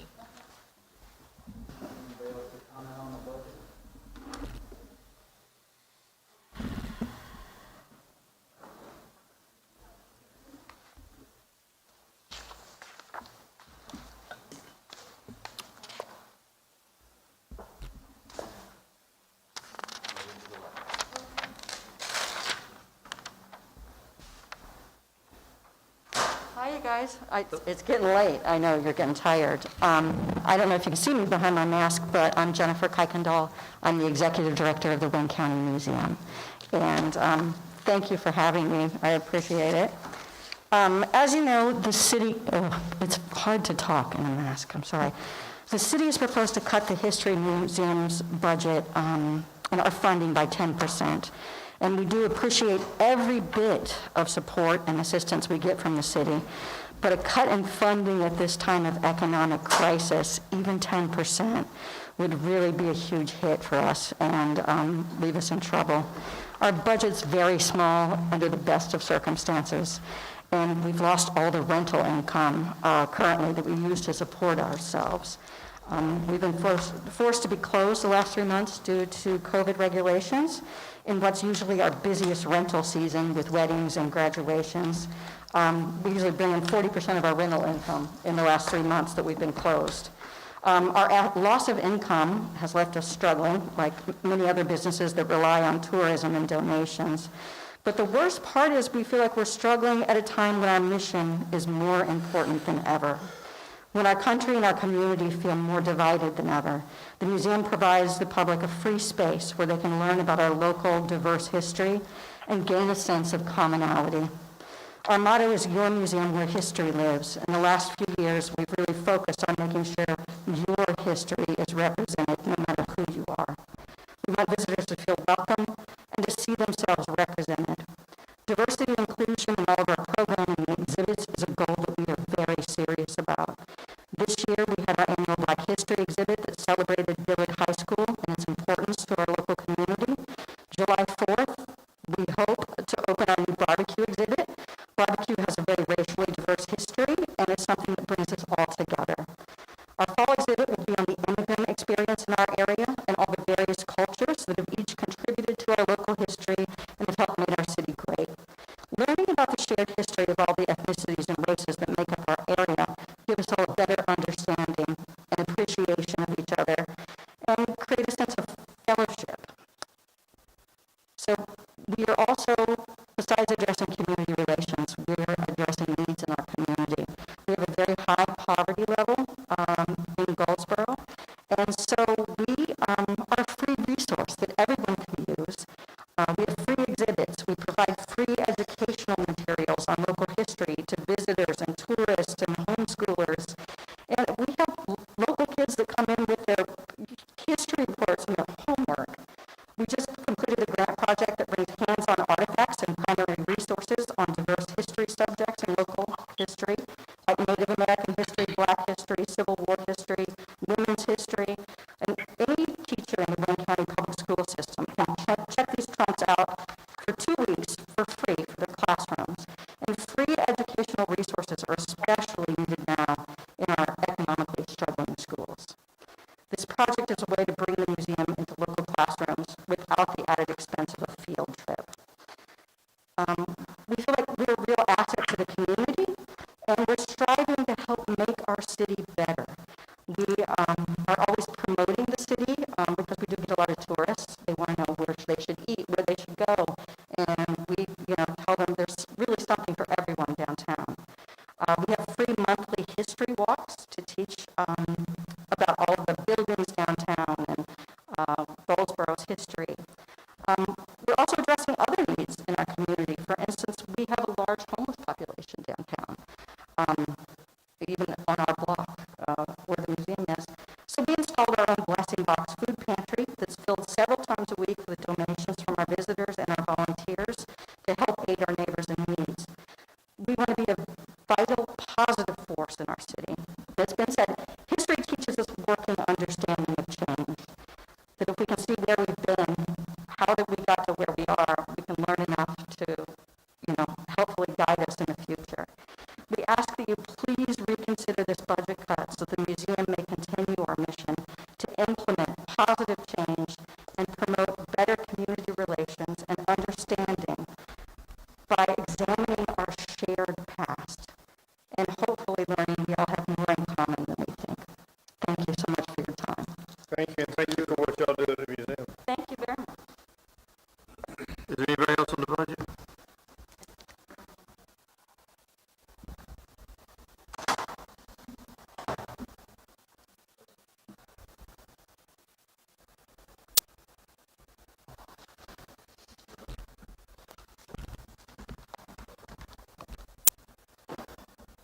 Good evening, Council. I know you all have had a long day, and I will not take up too much of your time, but I think it's really important that I come here because I'm very concerned about our budget. I'm also very concerned about the financial state of our city. The last council meeting, I was a little confused because the forensic audit was brought up, and there was some confusion as to if council had voted on it, if council had not voted on it, why was it not in the budget to be done? I was at that September 23rd, 2019 meeting where you guys absolutely voted to have that forensic audit. I think at the time, what kind of pushed it was Ms. Gwen had came in because she has needed to amend some things and address some things. There's a lot of departments that she had to clean up and cure. And so at that time, the council said in order to, one, protect Ms. Gwen or any other department for anyone saying down the road that maybe they improperly did something, and also to protect the people in the past if someone new is coming in saying that they had done something. At that time, Councilman Williams, prior Councilman Foster, Councilman Ham, and Councilman Aycock was in support of the vote. So I was really confused at the last council meeting when you guys voted again. I'm not sure, Mr. Lawrence, maybe you can address that. You can't, I don't think, doubly vote for something. So the motion that you had made seems a bit repetitive. You know, like I said, even going through the agenda packet this evening, there's a lot to be concerned about. I know in Ms. Quinn's department, I see that someone has had to activate FMLA because they're just so stressed out. And that's just really, it should concern everyone. That when you look at all the things that are put for corrections, now it appears that our audit company that we were using are now going to be charging us more because they can't figure out what's been going on with the 2019 budget. That throws up red flags. There appears to be a lot of errors within that. Again, Ms. Gwen has to come back and figure it out. I'm sure when she started here at the city of Goldsboro, she didn't think she would have to basically be cleaning up things that have been done over time. She needs another employee. It doesn't look like that's going to even make it into a budget. It's not normal for someone to work 70 hours a week for a year and a half because of errors that were done in the past. And that's why I think we absolutely should have this forensic audit so we can put it to bed for once and for all and know where we are financially sitting. When you look at what has happened over at the school board, a negative $5 million should make everyone stand up, even from the county to the city, to say, you know what, we need to figure this out. I don't know how many of you all have actually looked at tonight's current agenda plan, but it's very alarming. I mean, it's a laundry list of things that, you know, going back to 2014, that it appears, you know, finance has to correct. And I just think that we need to get this right. And in the time that we're currently in, we don't know what's going to happen. We're financially being impacted by COVID-19. We also will soon be in hurricane season. We don't know how that's going to impact us. This is absolutely not the time to be sleeping at the wheel. So I think money should be put aside. If we can find money for the sweeper vehicle and other things, you absolutely should find money to get this forensic audit done. If we want to put our citizens at rest, to confidently know that their tax dollars are being spent properly. I mean, Community Affairs Department, Ms. Gwen has stated, it's a mess. She can't even provide the proper reports to you guys because it's all over the place. So because you all are the stewards of our tax dollars, I'm asking each and one of you, don't look at me, look at the citizens of Goldsboro and do the right thing. Thank you. Thank you so much.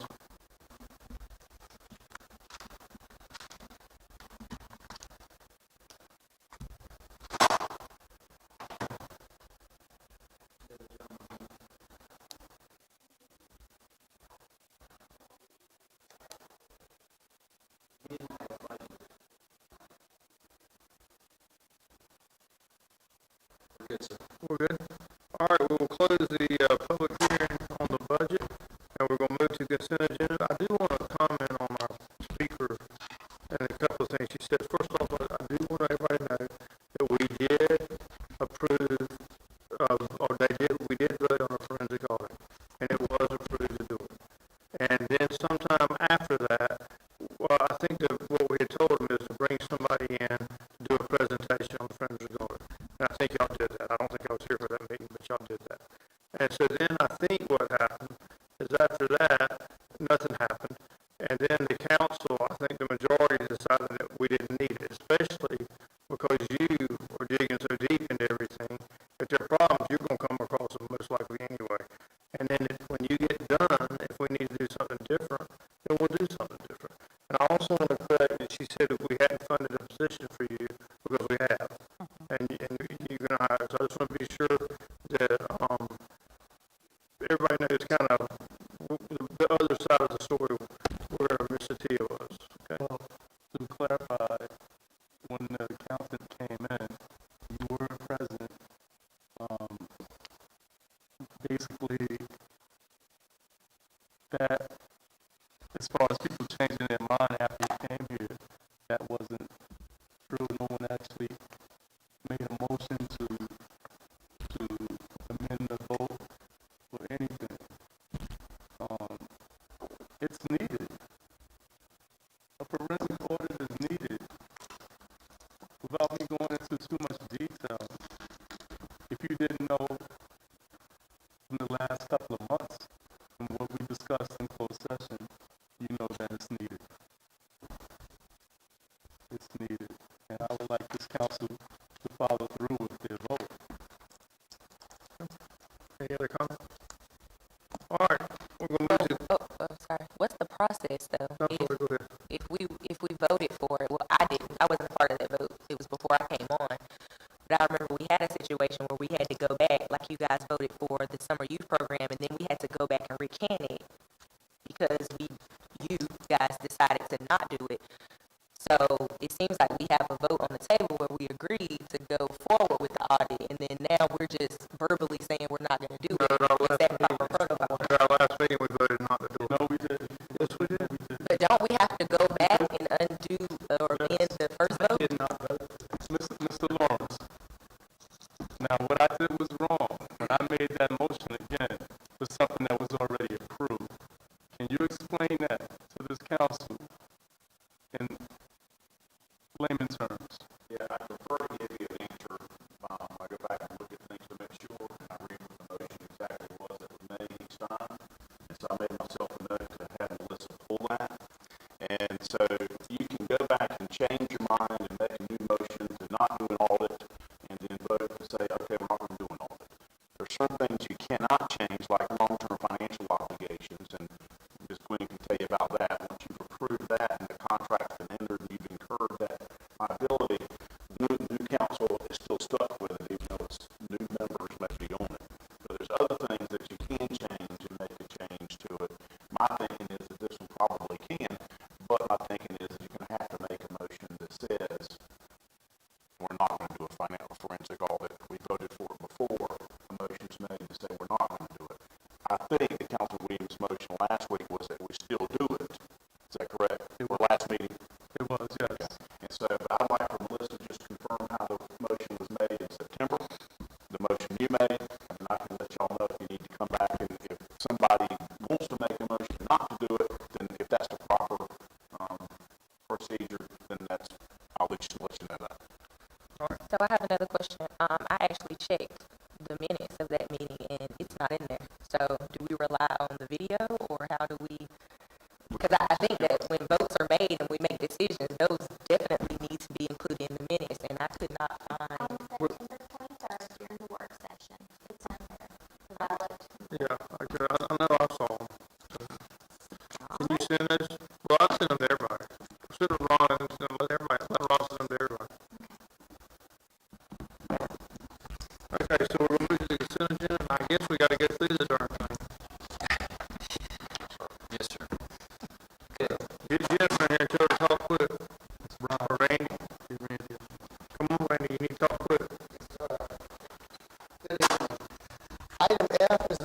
the WND Landlord LLC development agreements. WND Landlord is rebuilding 6 historic buildings downtown. All properties are in need of significant rehabilitation to make them productive once again.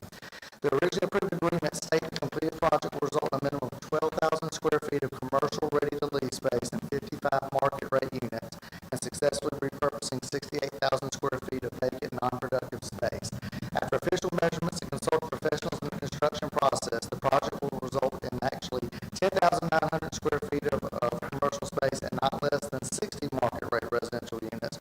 The total building area will be 67,000 square feet. WND Landlord is requested to amend these agreements to reflect these revisions. Our motion, staff would recommend that you accept and authorize the mayor to sign the revised agreements as detailed in the agenda packet and attached agreements. Any questions? Yes, does the amendment satisfy the requirements of the general statute? It has been reviewed by the attorney, and I'm unaware of any comments or concerns. I didn't see any concerns on that, and also Andrew and Neil from the county looked it over, and the county is also in agreement with it. So it just changed the square footage as far as the retail space. It actually increased the number of apartments that he was going to say from before, and so those things still comply with the development, the economic development. Thank you. Thank you. Any more questions? Are you going to do the next one, or is that Catherine? We have, staff has received an offer to purchase city-owned property. Council must either accept or reject the offer, and if accepted, authorize the advertisement for upset bid under General Statute 160A-269. We've received an offer on 119 North James Street from John Patrick Riley. Offer was $60,000. The bid deposit is $6,000. The tax value is $39,320. The offer was at least 50% of the tax value of the property, and at least 5% bid deposit has been received in the form of a business check. I would ask the council tonight by motion to either accept or reject the offer on 119 North James Street, and if accepted, adopt the attached resolution authorizing finance to advertise for upset bids. Questions? All right. Item H. I need a motion to accept or reject. On the consent agenda. Okay, so you're going to accept? Cover all of them. We'll cover it all in one vote. Okay, all right. All right, and then the next item is the operating amendment for FY 1920. This is my last opportunity to get the final budget amendment. I've reviewed multiple items already this evening, and I would just ask, because it's so lengthy, if you have any specific questions, I'd be glad to address it, but it's just amending the operating budget for FY 20. Any questions? All right. Does it satisfy the requirements of the general statute? Yes, sir. Okay. Yes, sir. All right, item I. This is establishing a community relations special revenue fund ordinance. The city has received over the years several donations and sponsorships that are funded for donor-specific restrictions, such as Human Relations Committee, the Interfaith Breakfast, Dr. Martin Luther King Jr. Commemoration, the Mayor's Committee on Disabilities, and the Mayor's Youth Council. The prior year, I tried to do this through the operating fund. However, the department wishes to use the unused equity, if you will. It had been done previously through wash accounts, and it needs to be recognized as revenues and expenditures because this would operate not on a year-to-year basis as we do the annual operating budget, but it would operate on a project basis. They will always know what the equity is in their fund. So I'm recommending this as well as one for Parks and Rec because they have the same situation with sponsorships and donorships. It's a very small amount of money, and we would report this annually to the board, but it would have a continuing life of its own rather than just an annual life because any equity has to be reappropriated as fund balance year to year. So this actually makes life a little bit easier for finance. It'll make it easier for the department and will also provide transparency as well. Any questions? All right. And then my next item, it's the same situation, however, for the Parks and Recreation, this is to create a special revenue ordinance. Again, they received several donations and sponsorships, and we would just like to have this as a small dollar amount, and we would like to have this set up so that they can monitor this on a project basis rather than on an annual basis. basis.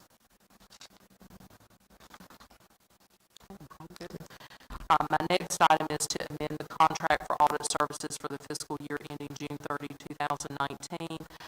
We have worked diligently the past 11 months, but have had multiple challenges, as we have discussed earlier. We are requesting the approval of the extension of the contract until August 31, 2020, and hope to have it done at that point in time. And this will be to Dixon Hughes Goodman, LLP. Okay. My next item is amending a capital project fund ordinance for the police evidence room and fire department renovation. In July 2014, the city issued about $4.5 million in debt for multiple general fund projects, which included about $500,000 for the heating and cooling for the police building. These funds had not been expended at this point in time because the actual construction of the police evidence room was occurring.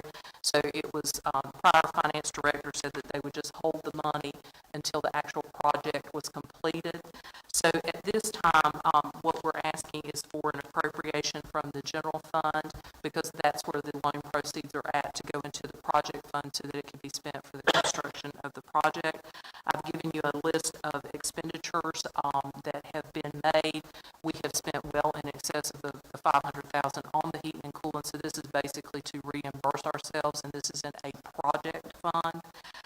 There is also some additional associated investment interest income in the amount of about $113,000 from the 2014 loan and the 2018 loan that had not yet been appropriated.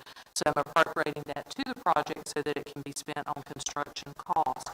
There is also revenue from a bid dispute settlement of $40,000 that is sitting in revenue that we have received the money, but we have not yet appropriated the revenue.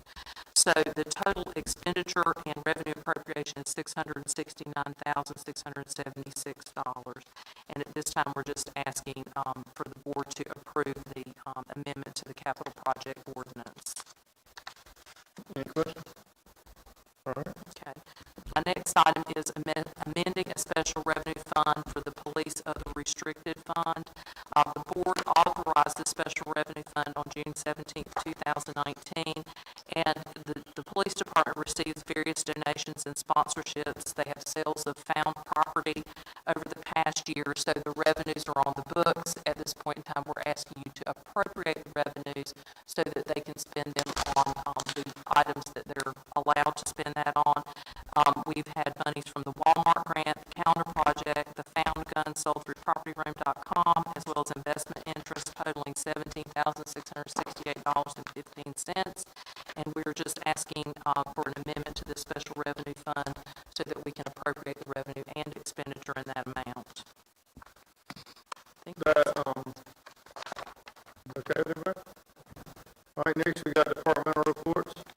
Anybody want to talk about departmental reports? All right. If not, then that's the end of the consent agenda. Is there a motion to approve the consent agenda? Mayor, just one thing I asked. On Catherine's item G, we do need to know if you guys want to accept or reject the offer. Well, I assume if we approve the consent agenda, then we approve the offer. Is that not right? Well, it just says it's recommended that council accept. Okay, well, we'll do that. All right, well, first off, do you want to approve, is there a motion to approve the consent agenda? Motion to approve consent agenda, items F through N. Okay. Is there a second? All right, you want to do a roll call, Melissa? Sir, I think what Melissa's saying is on item G, you have to determine whether you accept or reject it before you can go through the role of what you're actually going to approve. I'd like to make a motion that we accept item G. Second? Second. Any discussion? All in favor, raise your right hand. You happy now? Yes, sir. All right. Thank you. All right, so now we got the roll call for the consent agenda? Mayor Allen, Yes, ma'am. Come Council, on in, Jennifer. Mayor Pro-Tem Broadway. Yes. Councilmember Williams. Yes. Councilmember Cadillac. Yes. Councilmember Matthews. Yes. Councilmember Hand. Yes. Councilmember Aycock. He's probably cut off by now. All right, so the consent agenda is approved. Next, we got one item requiring individual action, C-320 Jerry Future, that we put off last time.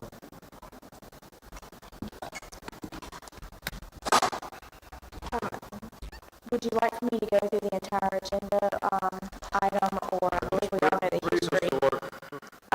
As far as the history of this site, it's located on the east side of US 117 South between Arrington Bridge Road and South Door Street. And the applicant is requesting an increase in electronic gaming machines from 50 to 100 for existing internet cafe. If you recall, an internet cafe was previously approved for 20 games at this location back in 2013. In 2014, City Council denied a request to increase the number of games at that time from 20 to 35, and it was based on the parking requirements. In 2014, the council approved the parking ordinance amendment from 2 parking spaces to 1.5 parking spaces with regards to the requirement. And then in addition, the council approved the increase in the number of gaming machines from 20 to 35. In 2016, the previous owner closed the business due to an order from the district attorney's office. Once their software upgrades were brought into compliance, the applicant reapplied for a conditional use permit to operate an internet cafe in accordance with our UDO, and City Council approved site, landscape, and floor plans for the previously approved 35 games in 2017. Then in 2017, the City Council amended our ordinance with regards to internet sweepstakes, with regards to they're permitted only in general business. No establishment shall be located within 500 feet of residentially zoned or developed property, church, school, daycare, playground, or public park. It also included no such establishment shall be located within 1 mile of another such establishment, and then hours of operations were limited to 7 a.m. to 2 a.m. February 3rd of this year, City Council approved a request by the applicant to amend the conditional use permit in order to increase the games from 35 to 50 games. And at that time, the applicant had 52 existing parking spaces on site. The applicant contends that the city's commercial parking ordinance requiring 1.5 parking spaces per game machine was excessive based on the fact that only one customer could operate one game machine at any one time. So now the applicant is back before you requesting an increase in games again from 50 to 100. And with this request, he is providing the required parking based on previous 1 space per machine. And just wanted to remind you that previous modifications that were given for this site were rear yard landscape buffer due to grade separation at the railroad tracks, vehicular surface buffer at the front due to existing pavement within the public right-of-way, street tree requirement again due to pavement, and the distance from residentially zoned property from 200 feet to 125 feet. So as I just previously stated, they did submit a site plan. This is the additional parking that will be provided to meet the parking requirements based on 1 parking space per machine. That is not what our ordinance clearly states. Our ordinance requires 1.5 per machine. But just a reminder, modifications were given to the applicant prior. So today, the applicant would need a modification of the parking requirements because of how the ordinance reads. So 150 parking spaces were required if we went with the 1.5 parking spaces per machine. But previous parking modifications have been granted, so a modification from 150 to 102 parking spaces will be necessary. At the public hearing held on May 18th, the applicant came forward to speak in favor of the request, and no one appeared to speak in opposition. The Planning Commission at their meeting held on May 26th recommended modifying the applicant's request from 50 to a maximum of 100 gaming machines. And then, as you know, the City Council at your meeting on June 1st deferred action on the Planning Commission's recommendation until tonight. So it is recommended by motion to accept the recommendation of the Planning Commission and adopt an order approving the conditional use permit, and then approve the conditional use permit with their requested modification regarding parking. Any questions for staff? You got a motion in front of you, or a recommendation in front of you. So I have a question. So he's wanting to add an additional, equaling up to 100 game machines, but as of now, it's 52 spaces, correct? How many spaces did you say? It has existing 52 spaces today. The site plan, if granted the modification on the parking, the site plan shows an additional 50-some spaces to get him to 102, which is what he's basing the requirement permit off of previous modifications where it was one per game, one parking space per game. So this area is all new parking spaces. Over here is the 52 existing spaces that he has today. And he is planning on adding those spaces, what you're saying, those on that side? Yes, sir. He will not get a conditional use permit, or he will not be allowed to operate without those additional, the work being done.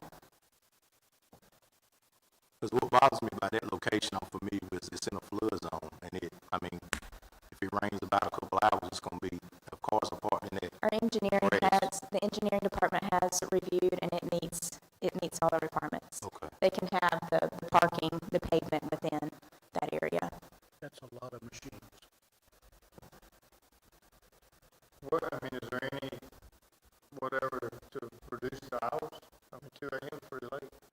I don't know if that makes anybody feel any better or not.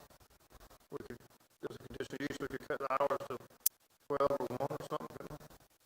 Sure, you're welcome to reduce the hours if Well, you I don't feel. know what the council feels, I'm just trying to put it out there. I'd like to make a motion that we approve it, as stated, with the additional, parking.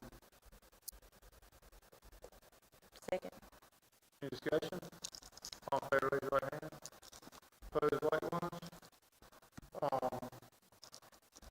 don't know what Gene did, but, Melissa Bill voted against it, but that's also support.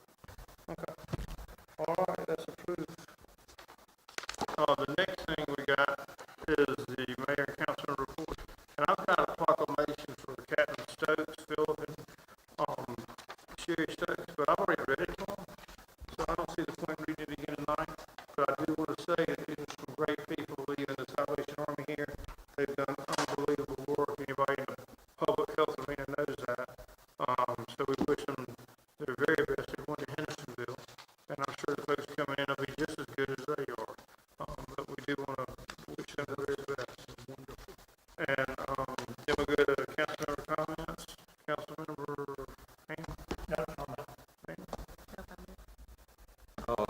I just want to let the council be on alert that Seymour Johnson is coordinating a Juneteenth celebration, which will be on July 11th at 1 o'clock. For those that don't know what Juneteenth is, an annual festival that on the 19th of June, it commemorates the Emancipation Proclamation on 1865 for the freedom of slaves.